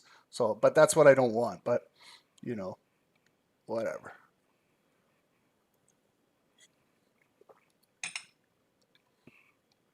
Anyways, okay, so part of trading is refocusing. Not refocusing by losing a trade. It's refocusing from the donkeys we've got in the YouTube chat. That's where I got to refocus, okay? And you see, I was so flustered that I went to a break even and closed out, where I could have still been holding my trade because I was kind of targeting more up here. But anyways, runners are running. Risk management is managed. Alex, trading is too lonely. I know it is. I know. That's why it's boring trading by yourself. I like trading with you guys. Okay. So right there, 45. Maybe we get up there and I'm not just looking at numbers. I'm looking at that yellow line. That's a daily point of interest. That's 57 pips up there. Okay. NASDAQ looks good, guys. We bought we bought right there as the lowest point of the day was coming. And remember, this was a big black candle. Look, we flipped it. We flipped it basically. But you have to respect this yellow line up here. because that's a daily point of interest. Okay, so that's might be the maximum move on this 3-bar scalp, and then it could come down that next leg down. Okay, so you don't want to piss away too much profit. This is where you should be scaling out a little bit, because we're still counter trading.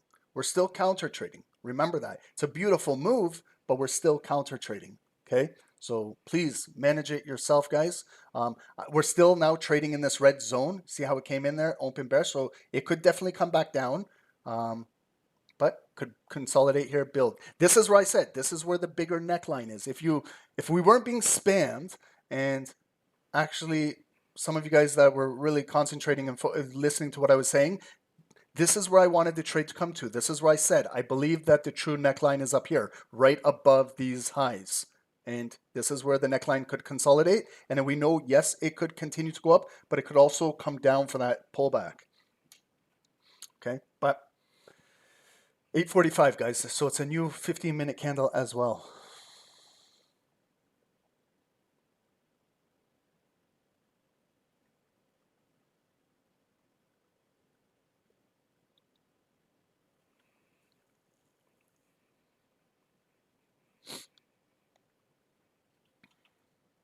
Holy, and Bitcoin, come on, can take out 112,000 and continue. I think Bitcoin can hit 120 for sure. 120, definitely. There's a lot of short sellers up there. Okay, so gold is just still, guys, if you were looking for a sell, see that big bearish candle? See where it came, wicked out right at that hourly point of interest. Okay, so gold is still in a little range here. We can wait till 9 a.m. XRP, where are you at? Yeah, XRP is sleeping. But when it coils up and it goes easy $5 on XRP, it'll go. Every coin has its day except for those meme coins and shit coins. We should make a coin for YouTube called Spam Coin. for all the spammers, you guys should be buying the spam coin. we'll pump and we'll dump it on the spammers. We'll do it like Donald Trump did.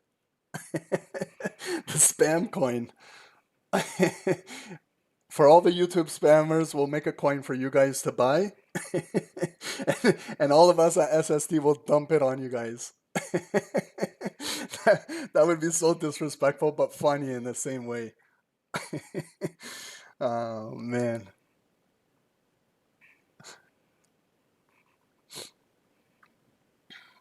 Okay, guys, so we're running nicely. 20% is running. If we can come up there, what I'm going to do is take out another 10%. Yep, right there. So it hit my target, okay?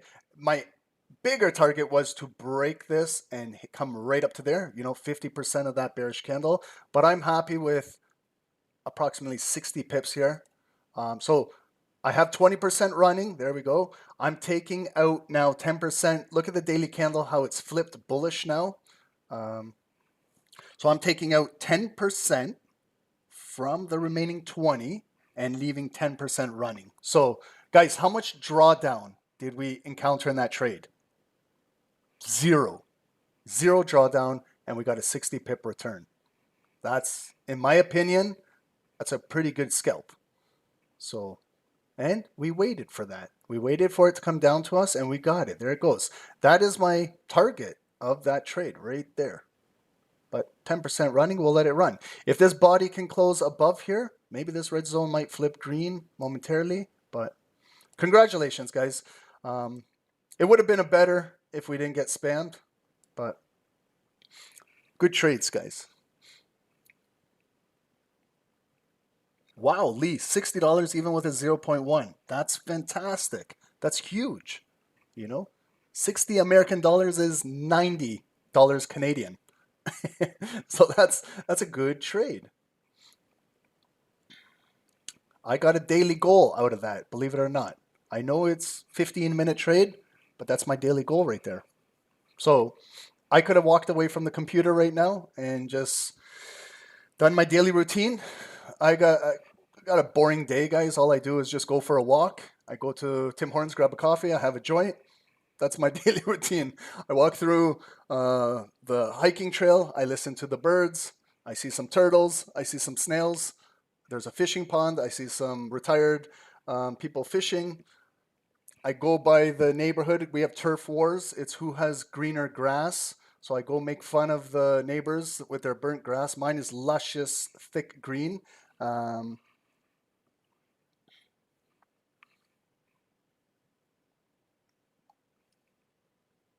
Okay, so we closed above. Let's just go through the mechanics of trading. Red to green. Perfect. So it's a bearish ignited bar coming down. Doesn't surprise me, right at 50% right there, guys. So that is a target, a full target of that trade. Okay. And it's bearish ignited coming down.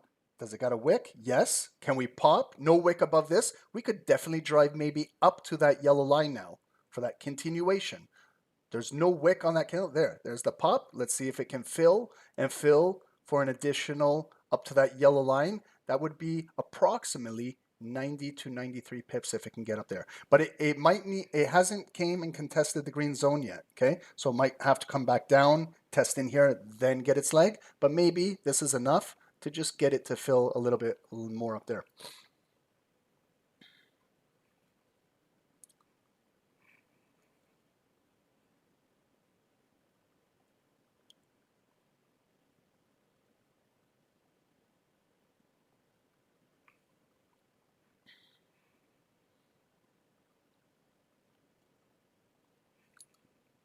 Okay, any questions, guys, on the trade? Is there any questions? This is the time to ask because it's almost 9 and then we're going to go do US 30, a completely different security and a top-down analysis.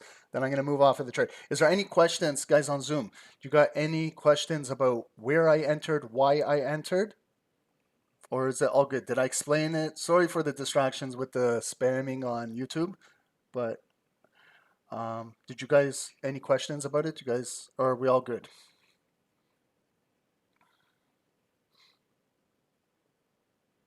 Boom, all good. Quick question. Can you do another good one? I can try. Boom, but we got to be patient and we got to let the markets come to us. Johnny, can I explain it quick again? Okay, no worries.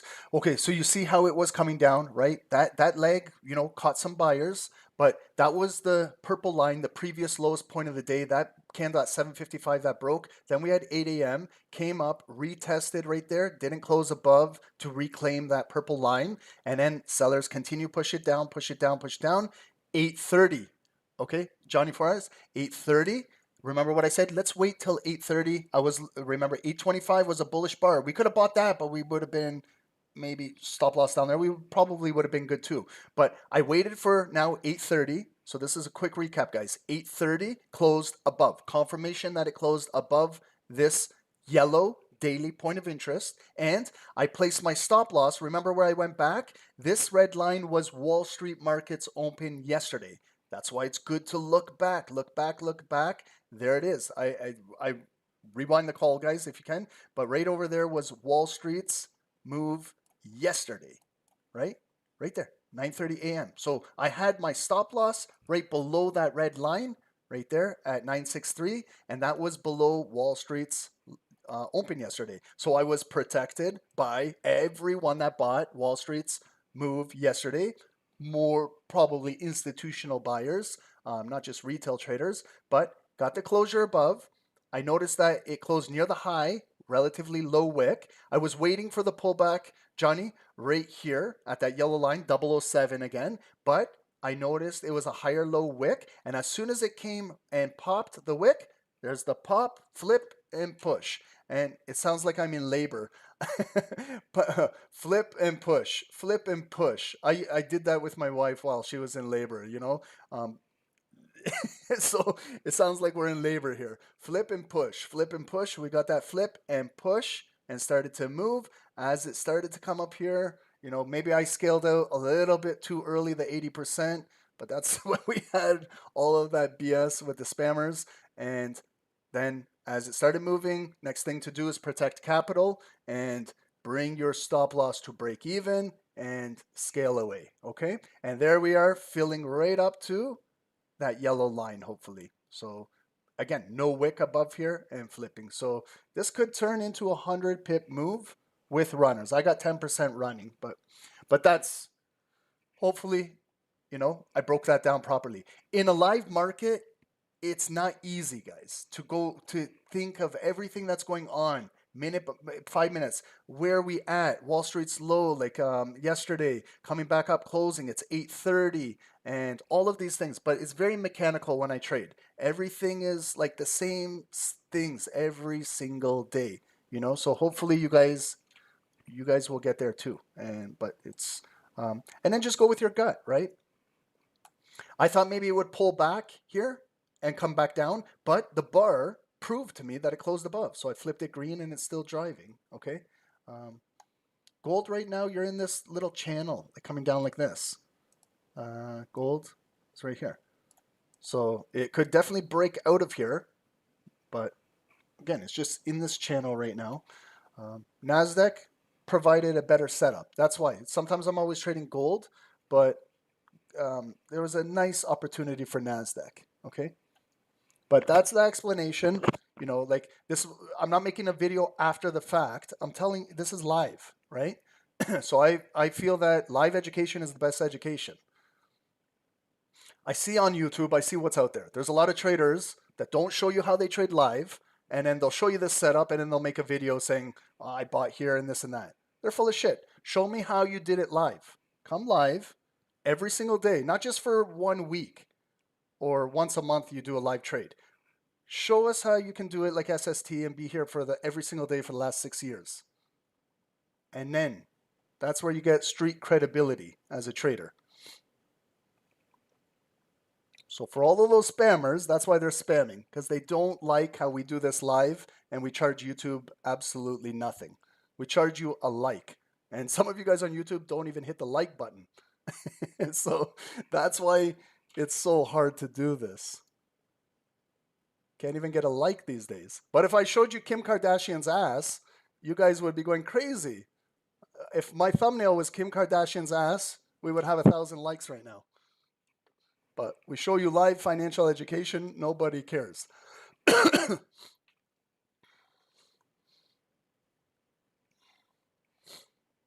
Okay, so guys, that's I even want to take out my last 10%. It's about 100 pips, okay?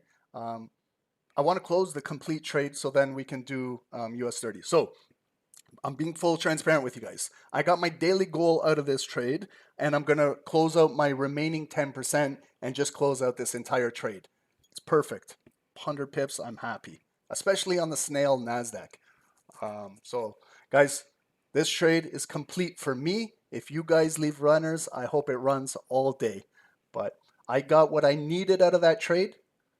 And then you got to also know that the 200 EMA is right there, okay?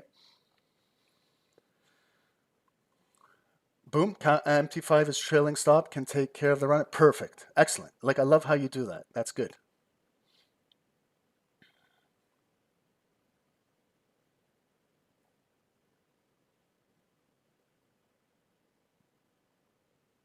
Okay, guys, all good, everyone good. Everyone, I'm just playing with YouTube too, with those spammers, but for the YouTubers that are here for serious education, did you guys understand that? Because this is the part where we gotta move in 5 more minutes and we got to do a whole new chart and we're going to get off of this. And I'm going to get off of gold too, but gold is just, it's in here. It's going up, back down, going up, back down. So there will be possibly a move continuing to break out of here. Okay. But we need closures above this red line. Maybe better to get confirmations above this big red box. And then also, it could definitely continue to push down into here, and that's our lowest point of the day. Maybe a higher low at this white line or a retest of this green box. So gold, just let gold simmer, right? Let it just continue doing its thing. It's not really going anywhere right now. Wow, look at NASDAQ. My goodness. So if it gets up to that 200 EMA, if you guys are still in this, that could be approximately 110 pips. Works. This morning on the commodity channel, we scalped 360 pips in 3 trades in 30 minutes. Holy shit. Borix, what time do you guys start at? I got to wake up early and get in there with you guys. What time do you guys start at? 6 a.m. 9 a.m. Okay, 9 a.m. GMT. If I can get up early, it was the Knicks game went overtime. I went to bed late last night.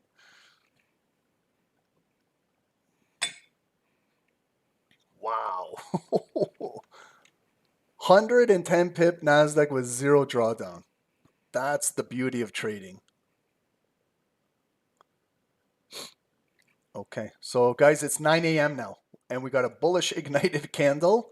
Maybe wants to drive up to that yellow daily line, and that's 125 pip fill. My goodness.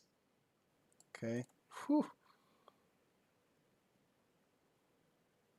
Christoph, your daughter is 10 years old and friend are listening to us as well. Okay. We should get them trading with my daughter, but I thank you for the heads up, Christoph. I'm not going to swear or say anything because we've got kids watching, but okay, so Ron is going to be PG Ron now. No more French Canadian Ron. But we should get a little trading group with our daughters or sons, and maybe on weekends we'll do that. Once a month, we'll get the kids together with mothers and fathers. We'll all do a Zoom together. We'll teach them just the candlestick game. No profanities, Sherry. Absolutely, no profanity. So thank you for the heads up. I appreciate that. I also too do not swear when I got my kids around, but they're at school right now.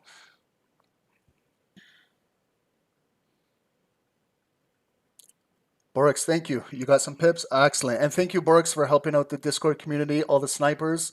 Speedy recovery on you. Guys in Zoom, if you guys can give a shout out to Brandon, Mr. Borix over here, for everything he does. All of our admins at SST, we put our heart and soul. We talked about this yesterday in our education and helping out. Brandon doesn't need to be here. Borix doesn't need to be here. He's here because he genuinely wants to help the community. So he's got a massive heart. The guys, he helps us when we're down. He helps us when we're winning. He's always that shoulder to cry on when you need somebody. So he's just a rare breed of a human being. And thank you for everything you do, Borix. With this community, we meet strangers and they turn out to be amazing people. So that's the beauty of SST, guys. Thank you. And thank you for helping all the traders in the Discord. We do appreciate you.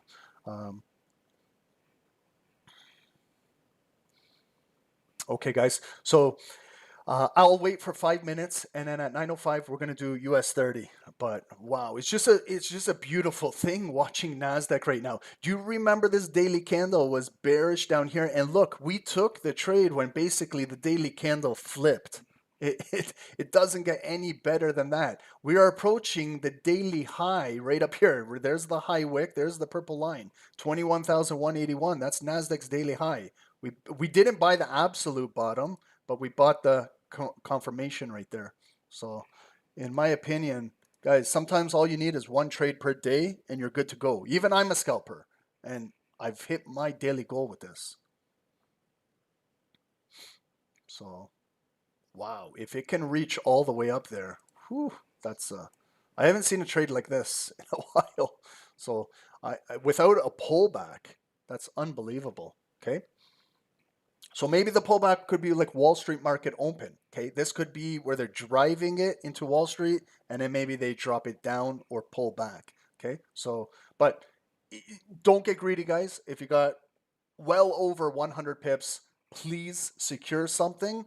Leave runners. Do what you got to do because you don't want to give back all of this to the market. Don't do that, guys. Okay. Lee, many of those sellers near the bottom have been stopped out, and that is fueling the move up. Absolutely, I agree with you, Lee. I agree. Yeah.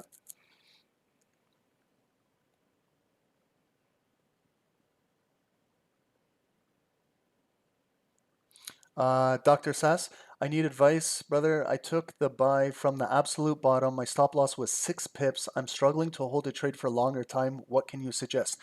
This. Okay, so if you bought the absolute bottom, listen, Dr. Sass, I'm talking to you, so please pay attention. It's a good question, and maybe everyone has this question. How can you hold this trade? See this cut line, okay?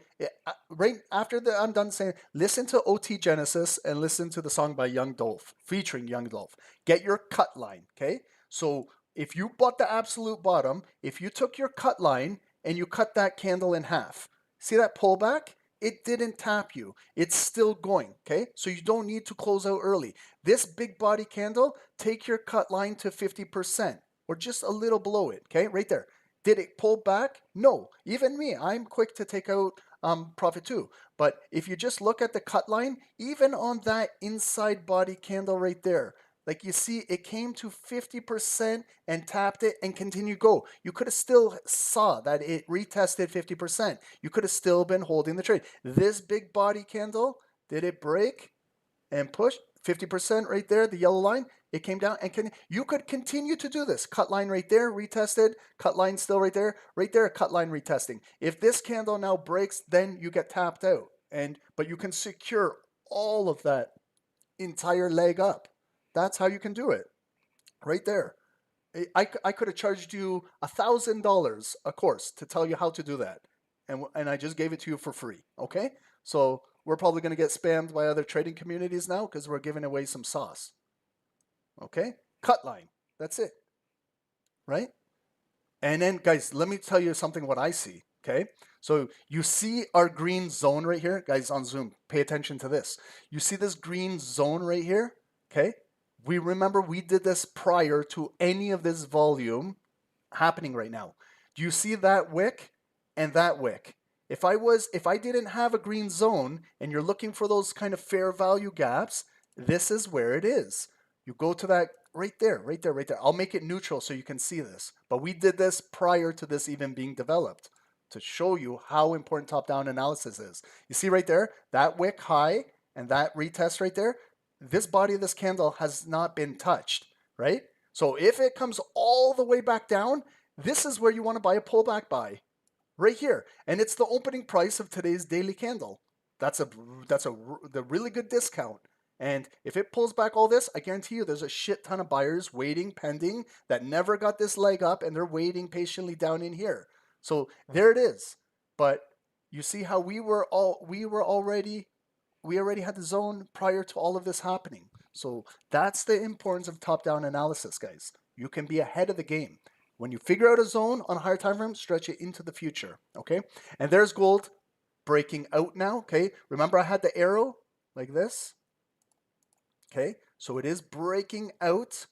Now if it retests the red line, but let's see if we can get that momentum breaking through here. I believe it could break through here. But don't just look for an impulse. Look for a body to close, come back down, retest this, flip your red zone green, and maybe we can start to fill back up to 3,330 from 115. That's 150 pip zone, $15 move. If you want to go halfway, 75 pips, I guarantee you there is some type of structure at halfway, and I can see it right there. Okay.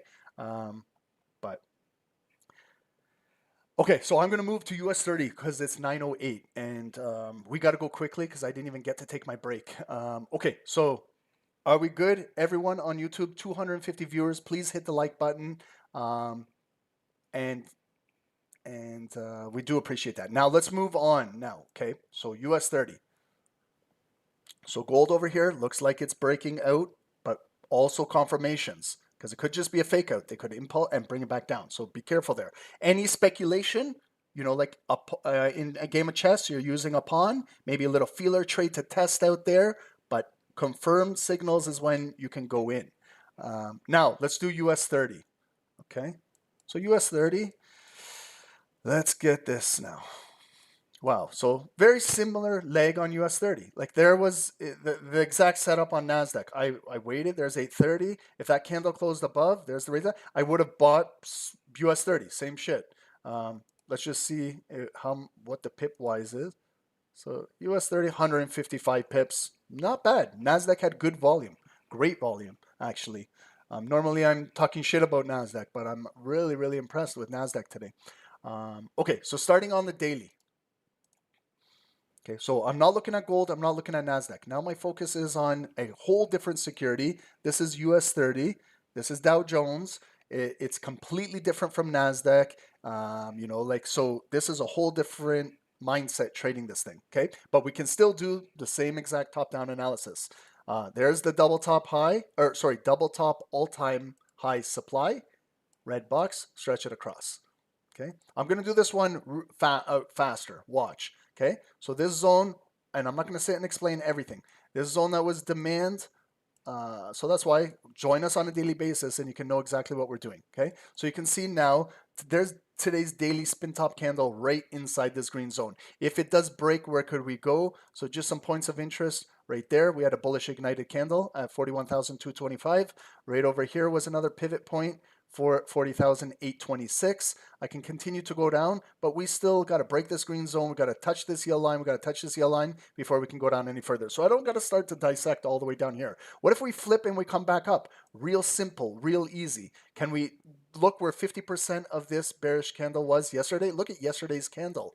Ignited and pushed all the way down, and we closed right at the low. So we already broke the low, but we're kind of consolidating right in here. That's roughly maybe 50%. But let me just be exact, because this is daily. You don't want to play around with daily. You can kind of guess 50% on 1 minute, 5 minute candles. But on daily, you want to have a sound. See where I was with my yellow line? I was completely off. Whoops. So there's the 0.5, bringing it down right there, 0.5. Can I draw a red zone? Yes. So a little bit above, a little bit below. Just in case we drive in here and it's bullish today, I still have to understand that this is still the point of control of this big bearish candle yesterday. Stretch that across into the future. Okay, get rid of the fib tool real quick and just continue to look. If it breaks above here, like if it breaks this red zone impulsively, right there, you got two bodies and a body, a third body. Yellow line right there, point of interest. I can continue to do this going up. Another point of interest is I'm gonna right here. Why did I choose this one? Because I see a body, a body, a body, a body. I was gonna go a little higher where the candle opened right there yesterday, but I get more good concrete touches right here. Perfect. Can I go all the way to the top? Then finish off the top with a nice red box right there, right there. Stretch it into the future. I can see how it traded. Big red box going in there. Okay, so that's my daily analysis real quick. Now what I do is I look at the overall pattern. We pushed up. It pulled back. Nice pullback in here. We got that next leg up, but nothing happened up here. You see, this is not just resistance here. You can see it's resistance here and it's resistance here. I could even go backwards and start back testing this zone to see how accurate it is. And yesterday there was absolutely no bullish momentum, and it just all that big drop. That's where I told you those traders were trading in that afternoon with no stop loss, and they had their account blown up. But you got to trade with a stop loss, risk management. Okay. Now dissecting today's daily candle. It's a spin top. Look at it. Okay. So we opened. Where did we close yesterday, and where did we open? Right in the middle of this green zone, basically, right there, 41,800. We opened, and it was initially bullish. We came up. There's the highest point of today's daily candle, right there, purple line. And it got rejected. We came back down to where we opened, and sellers broke yesterday's low and came down, down, down. And there's our lowest point of the day right there. And it's coming back up to exactly right where we opened 15 minutes going into Wall Street. Okay, so Wall Street could be a bullish move, continue to come back up to the highest point of the day, maybe break out, or Wall Street will be bearish and come back down and take out the low of the day and drop. And if we do drop, yeah, I got my yellow line right there. But what about here? This is also maybe there's a body and a body in case it makes a higher low right there. Okay, so I'm going to place a yellow line right here. If I can pick this shit up. Sorry for the language, I apologize. Okay, right there. Okay, and now you see what we're trading. Look at today's daily candle.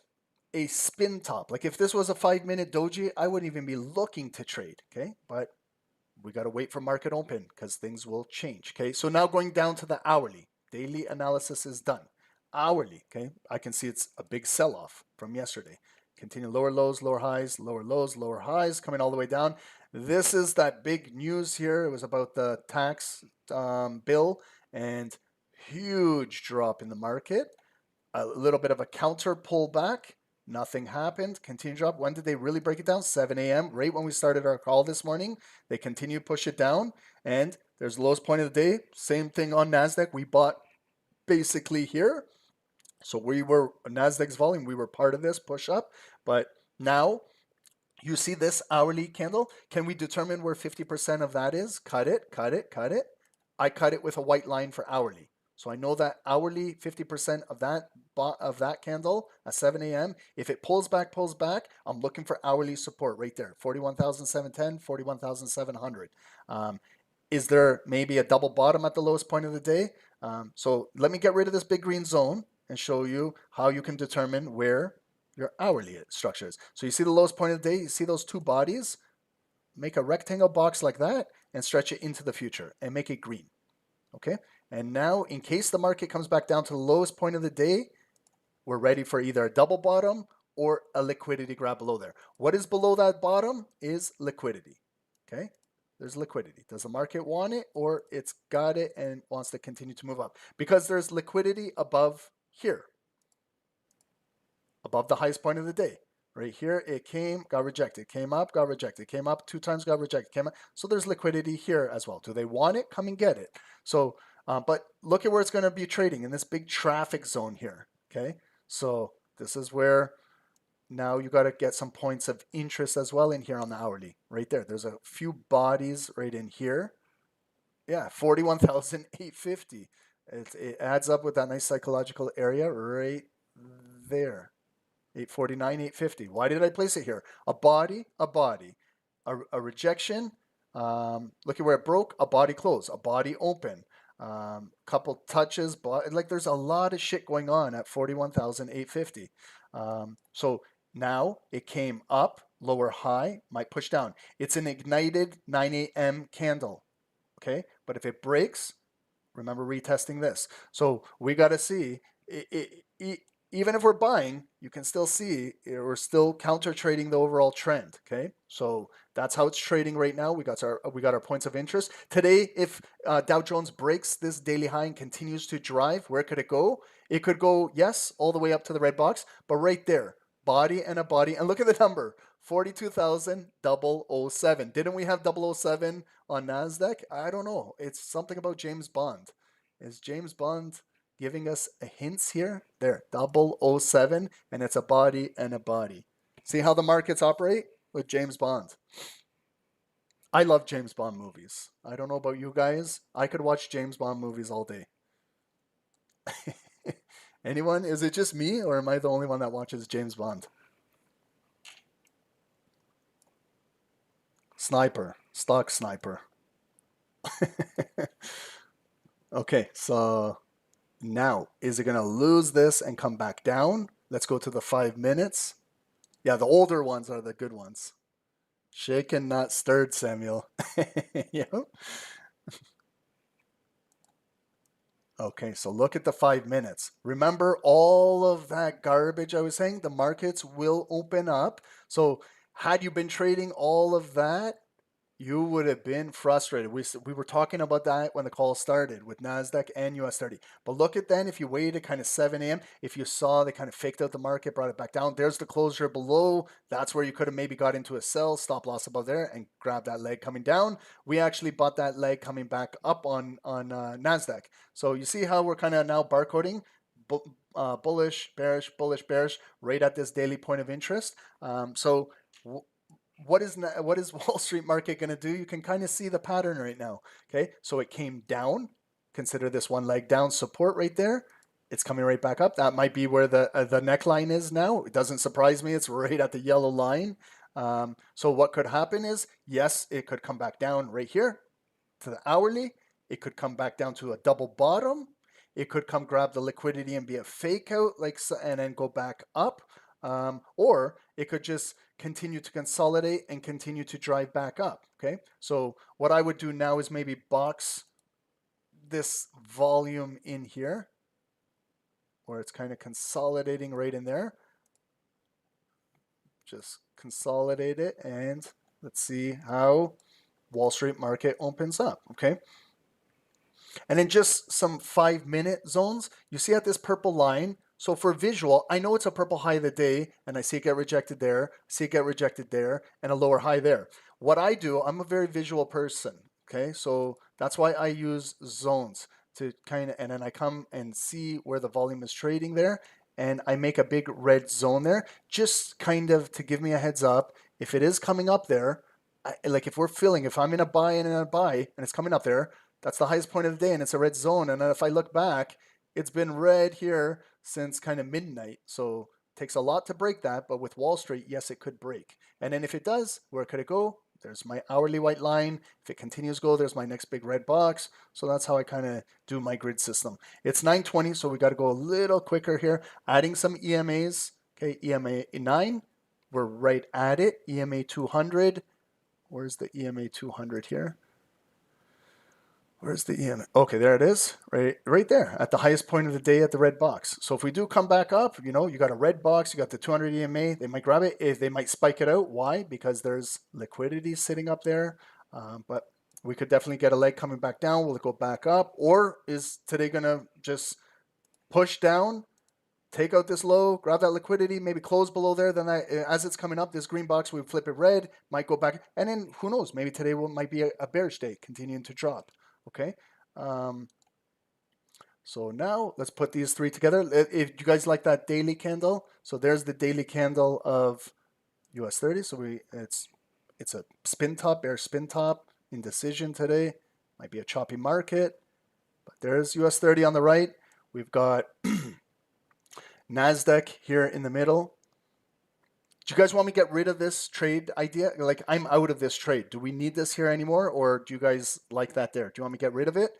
Normally, I keep this when I'm in a trade. I'm no longer in this trade. Get rid of it? Okay, no problems. Okay, let's get rid of it. Okay, and you see the reaction? What it did. At that yellow line is a daily point of interest. It peeked its head up there and got rejected. It peeked its head up again. Where did it come into? Approximately 50% of that bearish candle, and back down, closing below, retesting it, and then that leg coming down. So you see, and it's a nice psychological number, 21,150. So that's why I said, guys, don't get too greedy. If it comes to a yellow line, you got to do something, okay? I'm trying to put this where we can see the daily candle. It's difficult with 3 securities here. Okay. So see gold too, right here. It has not closed above yet, okay? Guys, it's 9:22. I just got to go grab a drink really quick, and I'll be back again. I'm the 1-minute man, so I'll be back in just a couple minutes, okay? Give me one, and I'll be right back before Wall Street market open. 1 second, guys.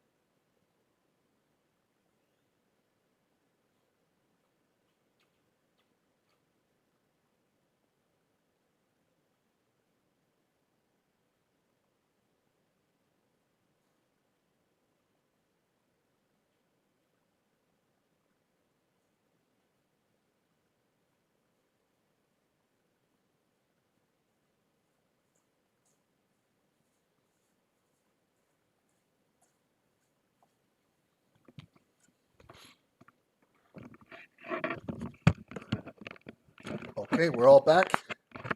1 minute man. I told you, Dennis. Don't play with the 1 minute man.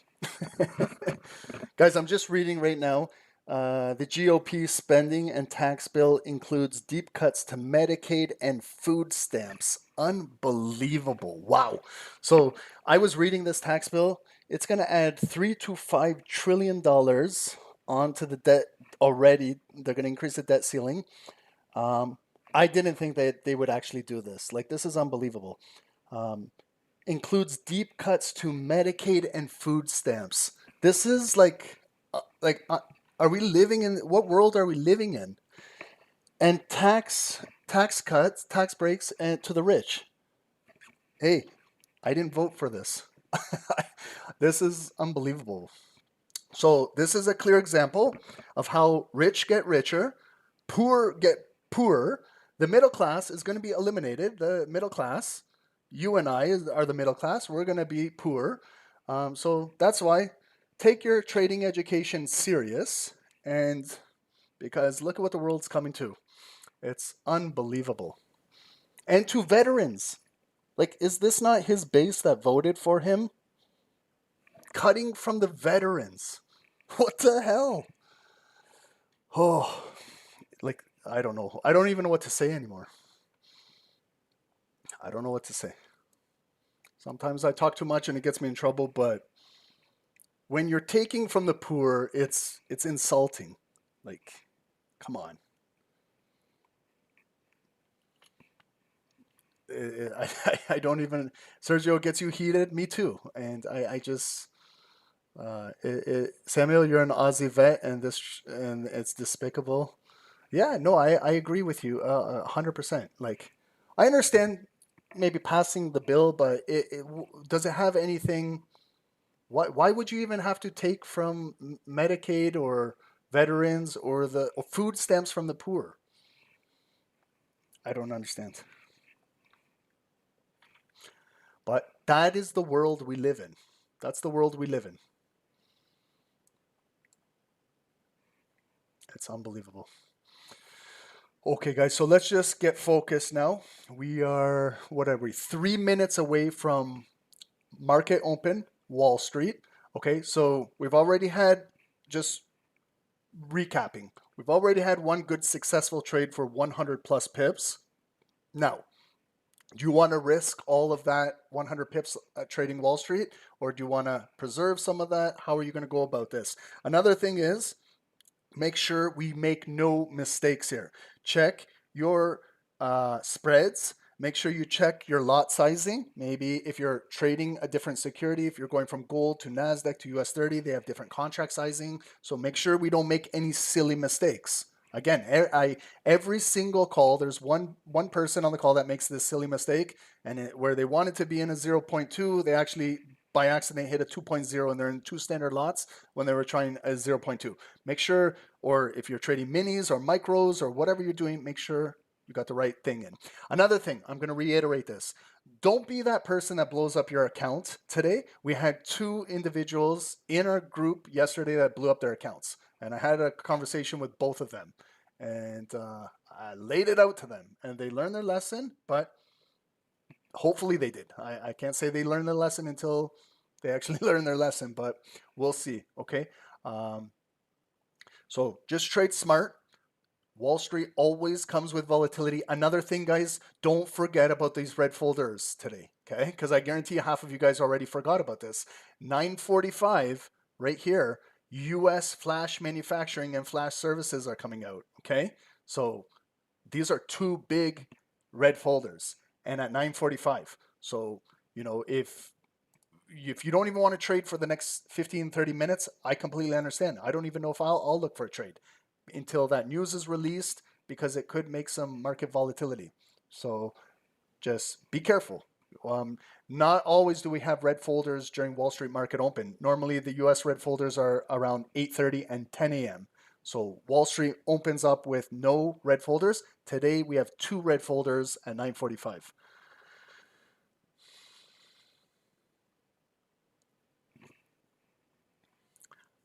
Danny, Ron revealing his NDP liberal voting preferences with Iran. No, it's got nothing to do with that. I haven't voted in years, to tell you the truth. I don't believe in any politicians. I think they're all corrupt and they're all full of shit. But no, I voiced my opinion with Mr. Trudeau and Mr. Singh.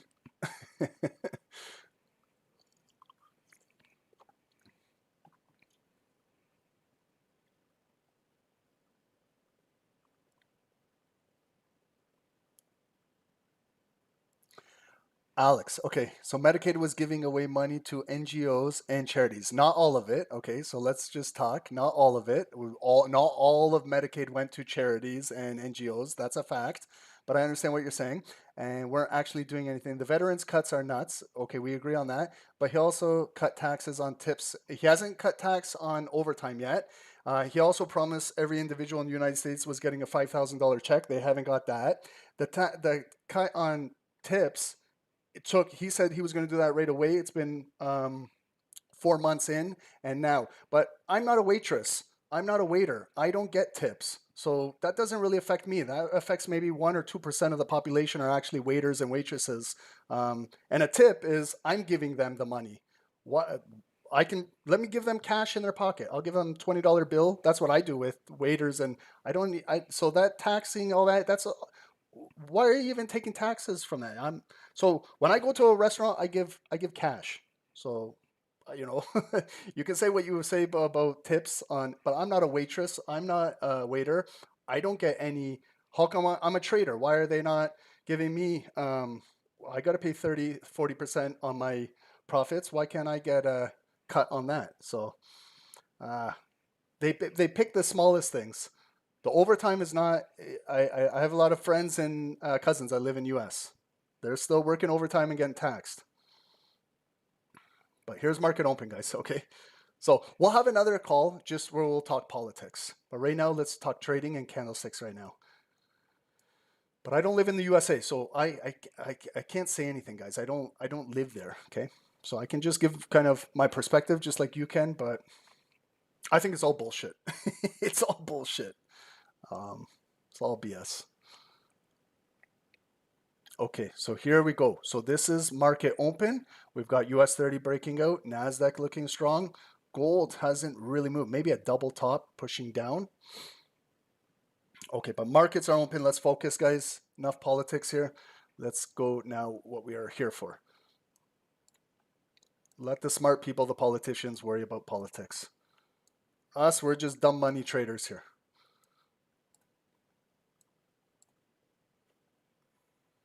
Okay, so I know that there's a lot of nice setups. Like it looks nice to buy this big bullish candle. It looks good to sell this, but I'm going to wait for the close, 2.5 minutes, because there's a lot of fake outs that happen too in the markets.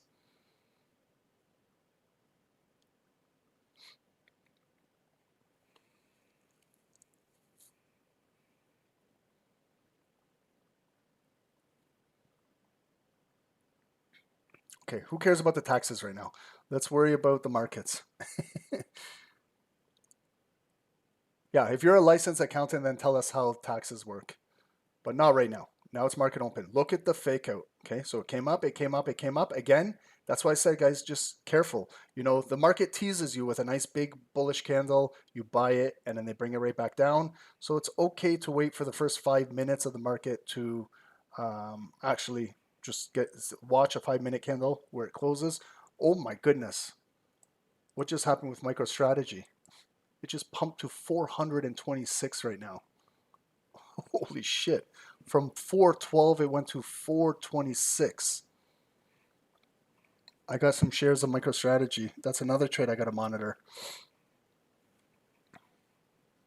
Wow, okay. Look at that big bearish candle on NASDAQ pushing down now. US 30 looks like a fake out. Gold is still just consolidating in here. Let's see if it can close above this red range. So far, wow, okay. So, like, remember pattern-wise how we bought that big bullish leg? Remember what I said? Maybe the market wants to retrace back down, which it is doing. Okay, so it's testing this green zone in here.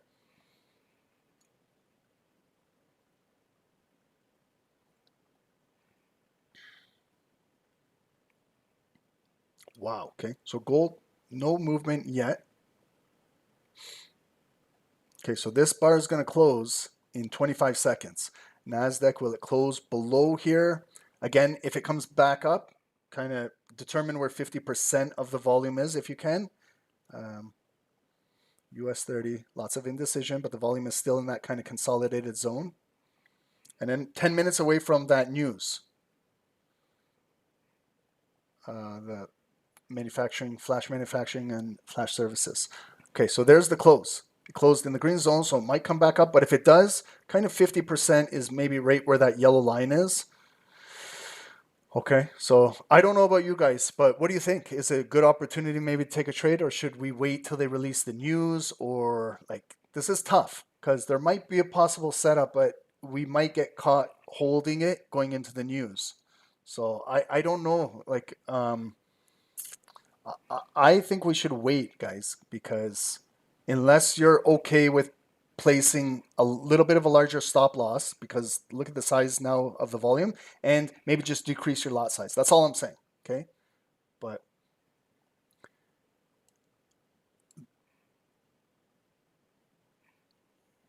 wait till the news or after the news. Like, we might even have to wait till like kind of 9:50, 9:55, 10 a.m.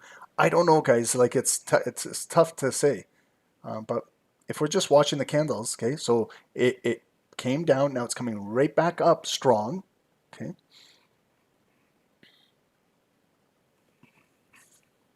And gold will be affected by that news as well, okay. So all three of these securities. Why? Because U.S. flash manufacturing and services directly impacts the U.S. dollar. So all of these three securities we're watching will be affected.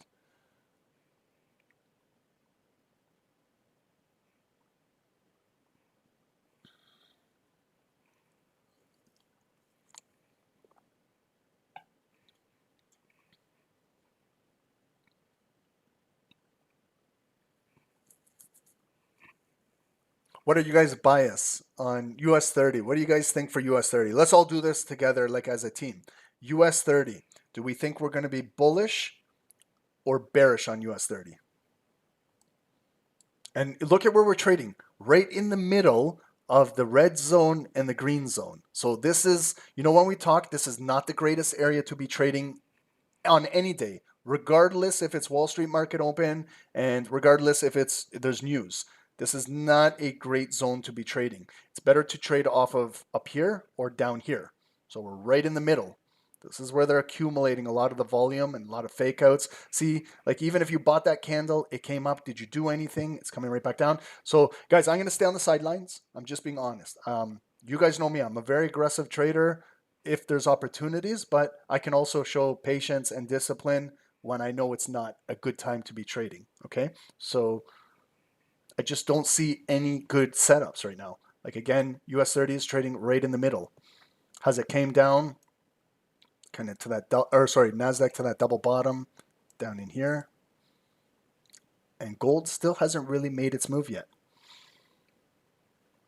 Yeah, and great point, Lisa. The daily candle is no help as well. Yeah, the daily candle is showing us indecision on the daily. Same with NASDAQ. Same with gold. All of these daily candles are showing us indecision. So, if we're trading, we're kind of like guessing where it could go. Let's not guess.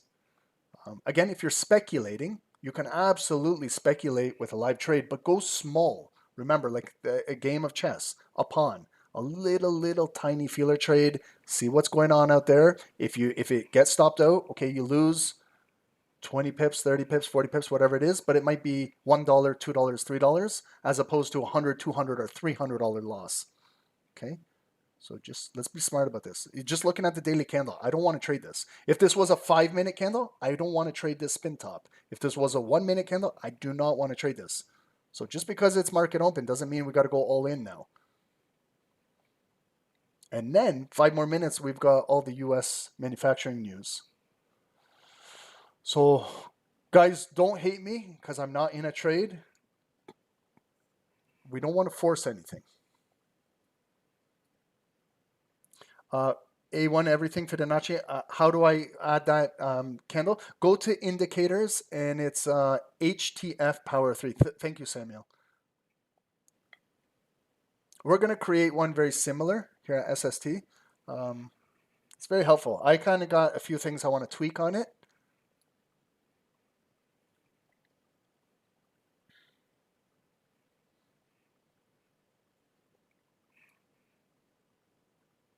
It's pretty nice. Gives you, because before I used to have to flip, back and forth off the charts and things like that. Now you can just, it's right there beside you. You can clearly see it. You can see exactly where it opened. You can see its lowest point. Like you don't even have to do the purple lines like how I do. You can see there's the highest point, there's the lowest point. But remember, my purple line, those lines were prior to all of this new indicators and technology and things like that. So this is where technology can help you, can benefit you. It's nice. I like this, looking right at it.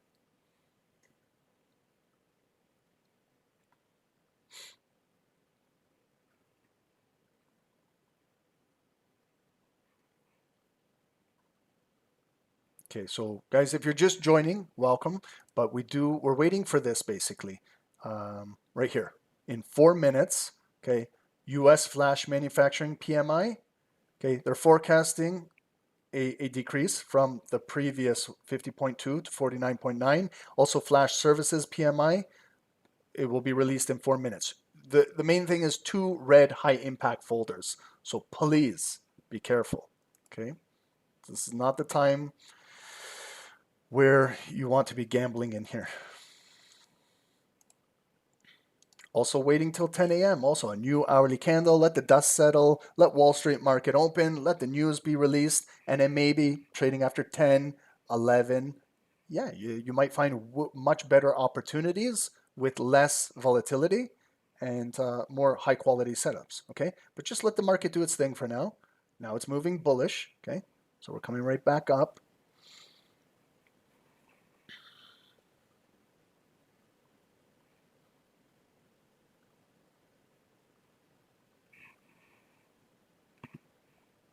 Lisa, technology catching up. Yeah. Oh, wait till you see our next webinar. It's RTS. It's robotic trading strategy. It's our next webinar. So we did the one last night on what style trader you are, but now if you identify as a scalper, we're going to now teach you robotic trading strategy, RTS. And it's just made up, but I like that RTS. It sounds mean. RTS strategy. Ooh, what is that? It's a robotic trading strategy. I trade like a robot. I'm actually an AI clone here with you guys. The real Ron is not here. The real Ron is outside smoking a joint right now.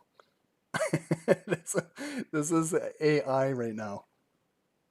Believe it or not, this is how good technology is today. The real Ron is outside smoking a joint. I'm just joking. Some of you guys might believe that.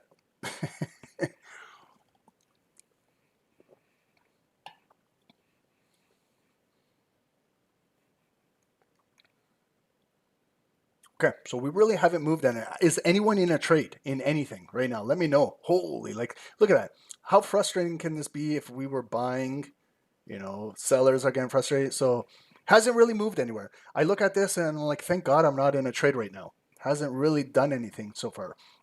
Now we're 90 seconds away from news. So you see how they're just toying with the market right now? I guarantee you, anyone trading this is getting frustrated.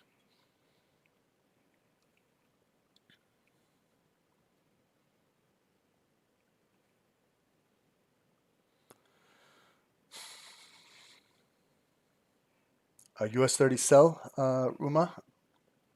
Yeah, but it's still got that green volume, so I can see a possible sell, but we'll see. News is going to impact everything. Okay, so we can't get a clear direction on anything right now.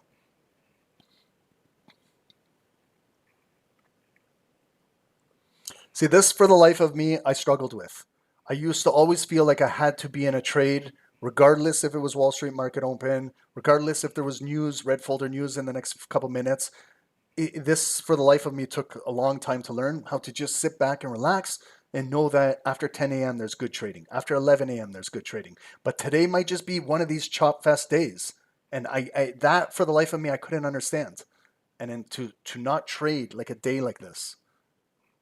And this is where I struggled. This is where I lost a lot of money trading this. So you'll learn over time. The more you're exposed to the markets, the more experience you get, the more candlesticks you see open, the more Wall Streets you see open, the more red folders you see, you're going to start to learn on your own.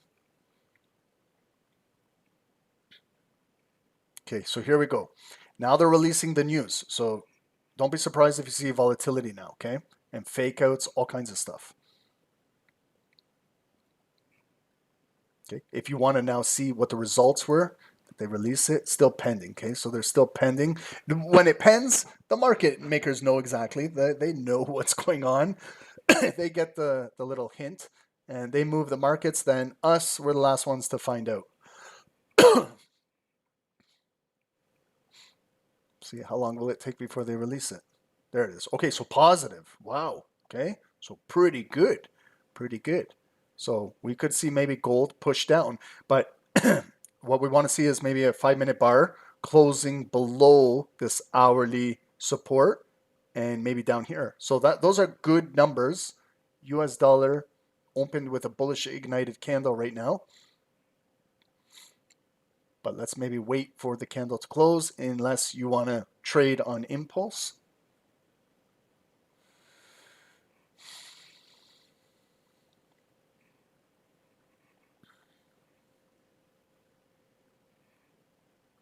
Sorry, Tuzma, no, I didn't see it. Discord signal buy at 41,800, 41,800, 41,800.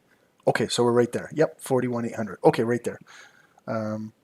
Definitely. Yep, I can see it, but I'm just waiting for the body to close. And maybe we can build some structure off of 41,800, maybe a pullback buy over here. But yep, no, I see what you're saying. 41,000, right above our yellow line. Okay. Right here. I'm going to just go a little bit above the yellow line, right to those, like right around here. Okay, we could maybe possibly, okay, now it's pulling back down into here. Look at NASDAQ. Wick, wick, wick, wick, wick, wick. Wow. Okay, so real chop. See, like gold pushed down where to our hourly white line and got support and coming back up. That's why sometimes understanding the importance of top-down analysis, like your yellow lines, your hourly lines, and watching how the 5-minute candles react off of these. How do I see NQ? I have no idea where it's going right now. No idea. I have no idea on any of these securities where it's moving. I might have to wait till 10 a.m. Yep. Sorry, guys. I'm just being honest. I do not know the direction right now. If I knew, I'd be in a trade, right? Still letting the market determine where it wants to go. It's just not in a good trading area.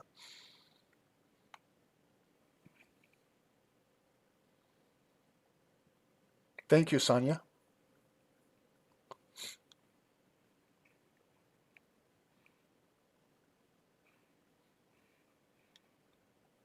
Okay, so now we're retesting, like right around here, 41,800. Okay, so it just tapped into our yellow line, came in that green box, good support.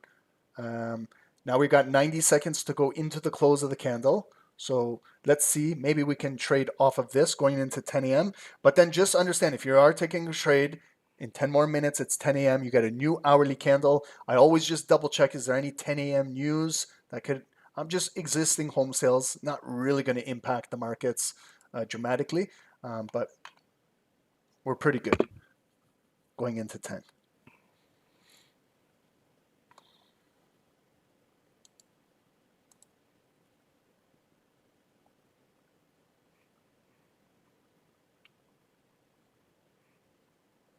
Okay, now gold is pushing down. Remember, when it came down, it got a wick at that hourly, came all the way back up, and now it's coming all the way back down with 40 seconds to close. So it looks like an M pattern, right?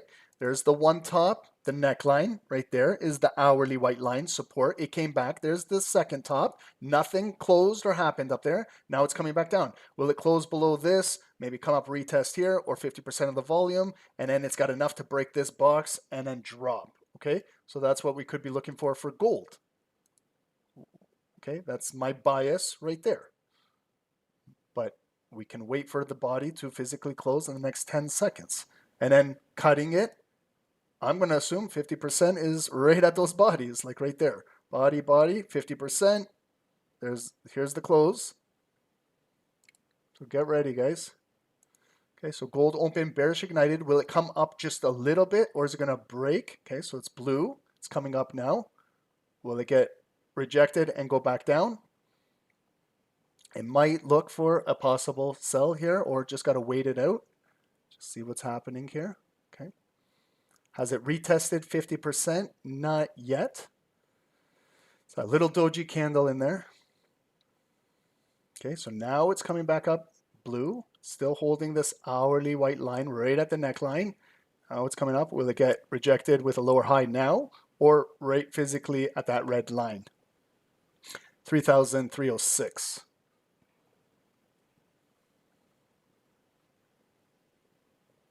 Okay, so there's the rejection. Will it turn now into a shooting star candle? Okay, now. Okay, but is it going to break?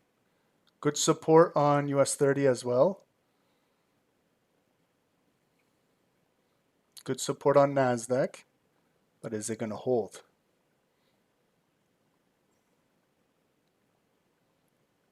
Okay, oh shit.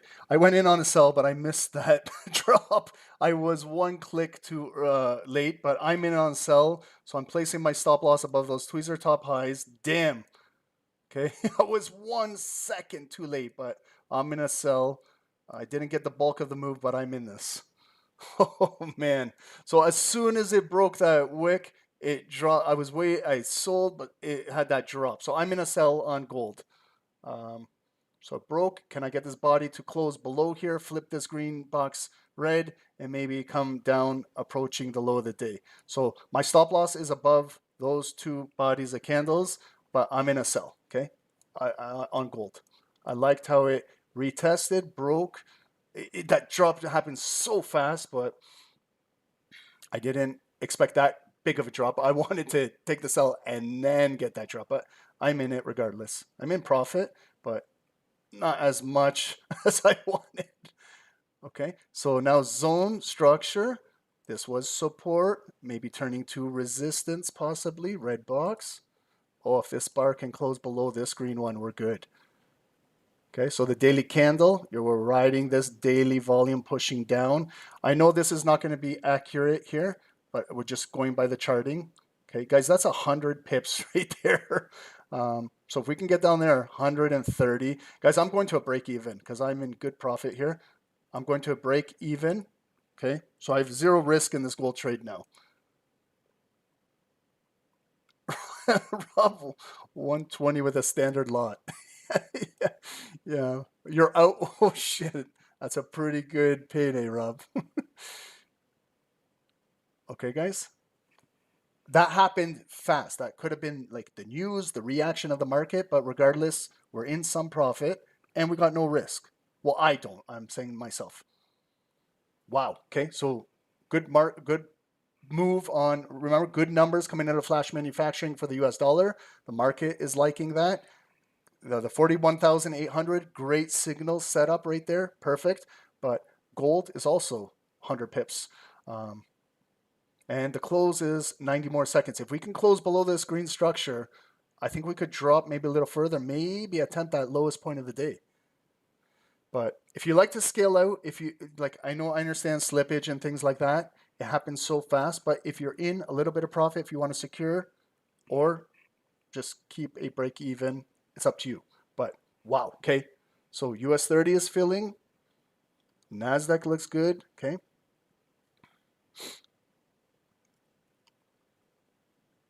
And we got less than 1 more minute to go.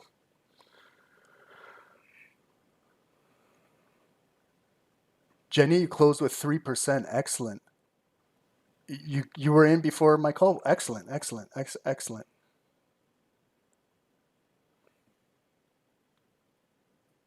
Jenny, what do I think about your father, ICT? I think your father is fantastic. I've never met him, but if your father is from ICT, tell him I say hello from SST. ICT, SST says hello to ICT.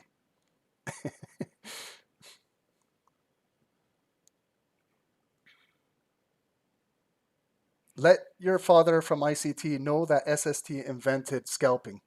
We are the forefathers of scalping. Okay, we got a bearish ignited candle. It didn't close below the green zone. Technically, I cannot make it red, okay? But we got a bearish ignited bar. Does this have enough volume to maybe take out that low point right here?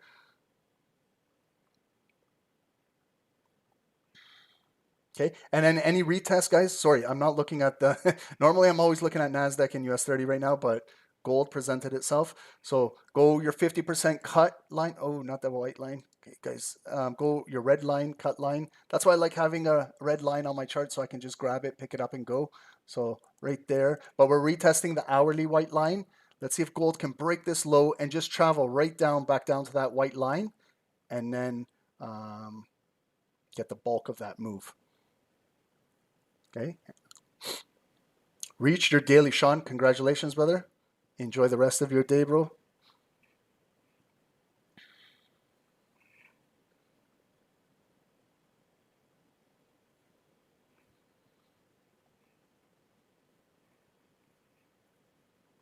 Okay, so, you know, like it opened, ignited, pushed down. They could flip it. But if that body closed below there, then we would have officially made this zone red. But, you know, technically I can't because it didn't close below there. But it's still retesting it. We're still below, we closed below the white line. I don't know if you guys can see it in there, the white line. That's that hourly point of interest. We closed below it. So that white line momentarily is acting as resistance. Mark, can I explain the gold sell? Yep, one moment. So remember what I told you, how it was that M pattern double top right there. And then when it opened, it came up. And then as it came, right when it broke that wick, that's when I clicked the sell button, like right there, it had that massive drop. Like I clicked the sell button, then it had that massive drop. But what I was looking for was the break of that hourly white line. I don't know if you can see it in there, Mark, but right in there. And it was that M structure. Then we got the news, you know, 5 minutes after the news was very good for the US dollar. So I thought maybe gold would drop. Perfect pattern, M pattern, had the double tops up here. And then that was that drop. And it was a very fast 100 pip drop.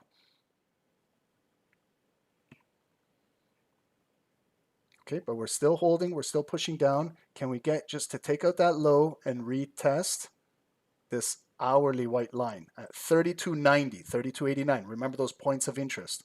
If this body can close below, then we can officially maybe flip this green box red, but we're going right into 10 a.m. Okay, so a lot of shit can happen going into right at 10 a.m. guys. So what I'm going to do now is I'm going to scale out 80% because I know we're going into 10 a.m. I know, yes, it could possibly go down, but it could reverse right back up. So I'm going to take out 80% down here and leave the rest running with the break even. Okay, I'm happy with that because I know at 10 a.m. the market can shift a different direction. So I'm okay with this. You know, it's still a profitable trade.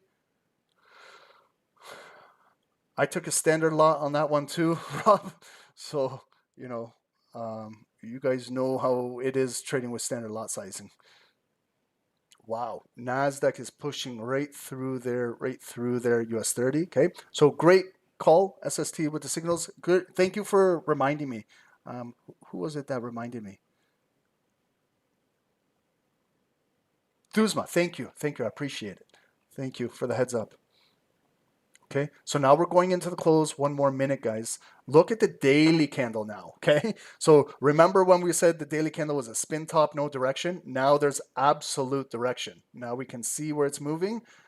This is what we can trade off of today. Maybe we buy pullbacks. There's gold. There's the drop, okay, coming in, took out the low. Let's see. If it can close below here, then we're going to flip this green zone red, and maybe we'll have, yes, there it is, okay? Wow, okay?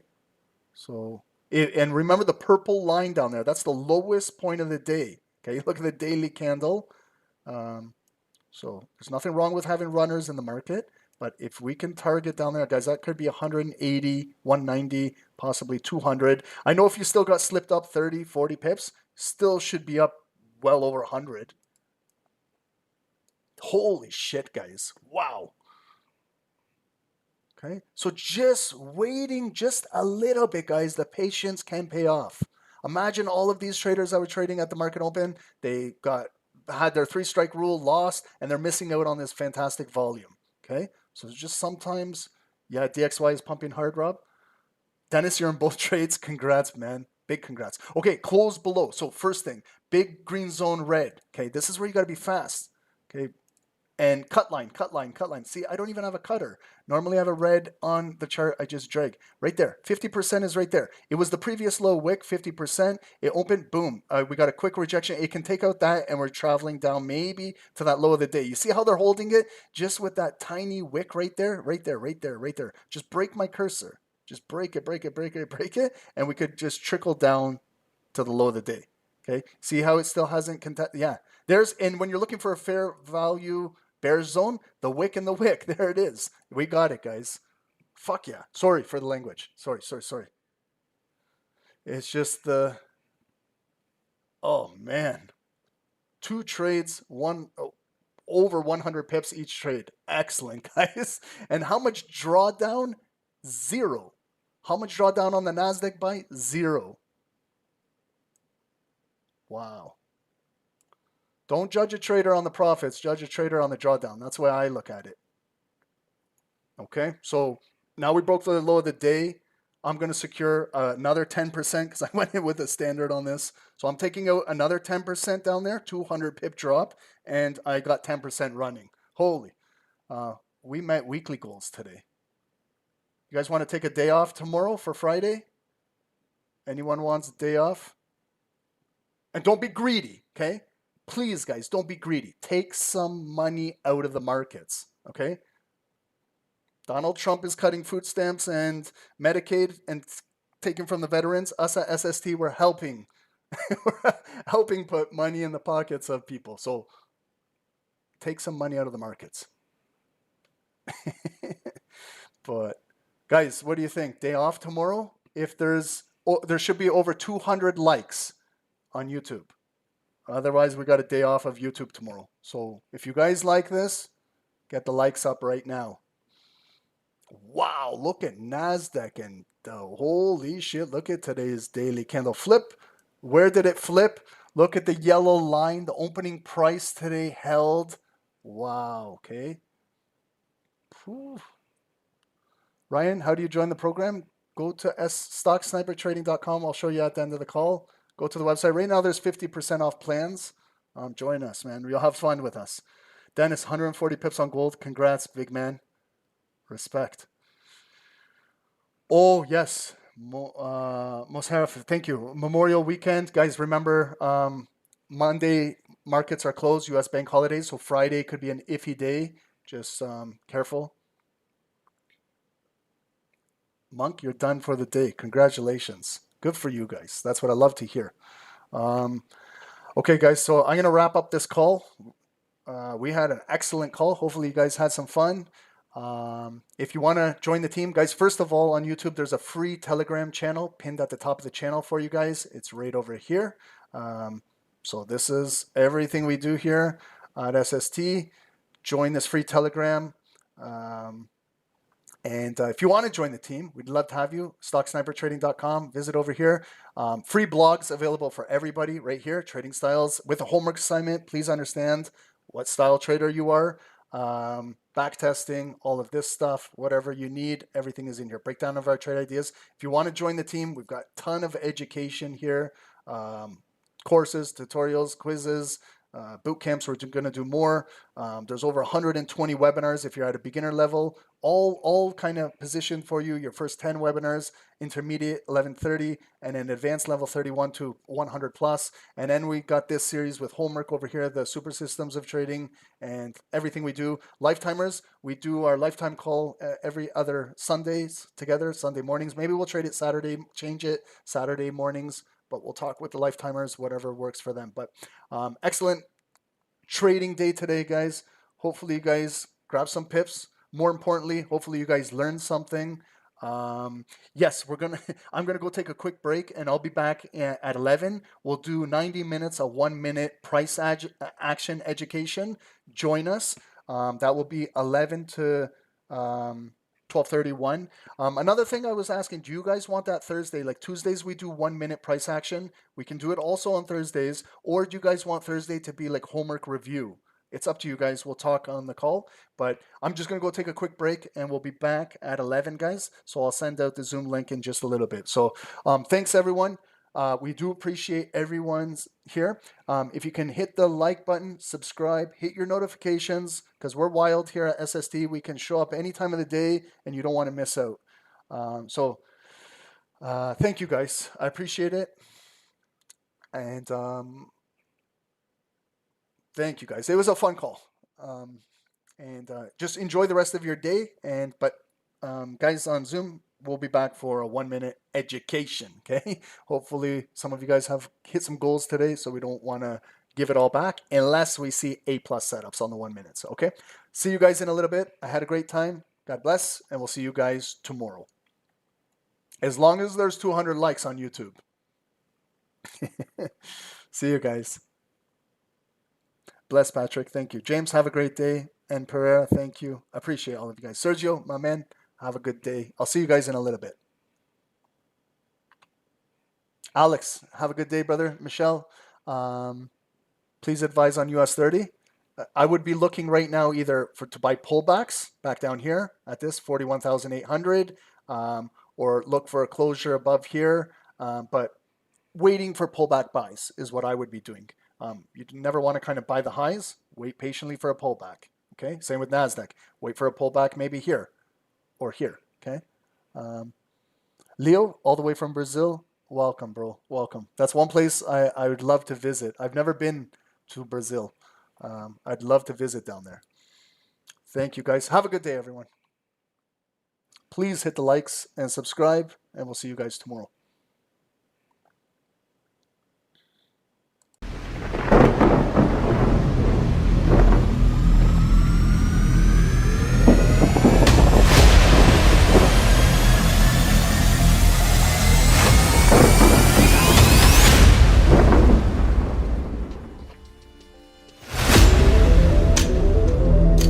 Recording stopped.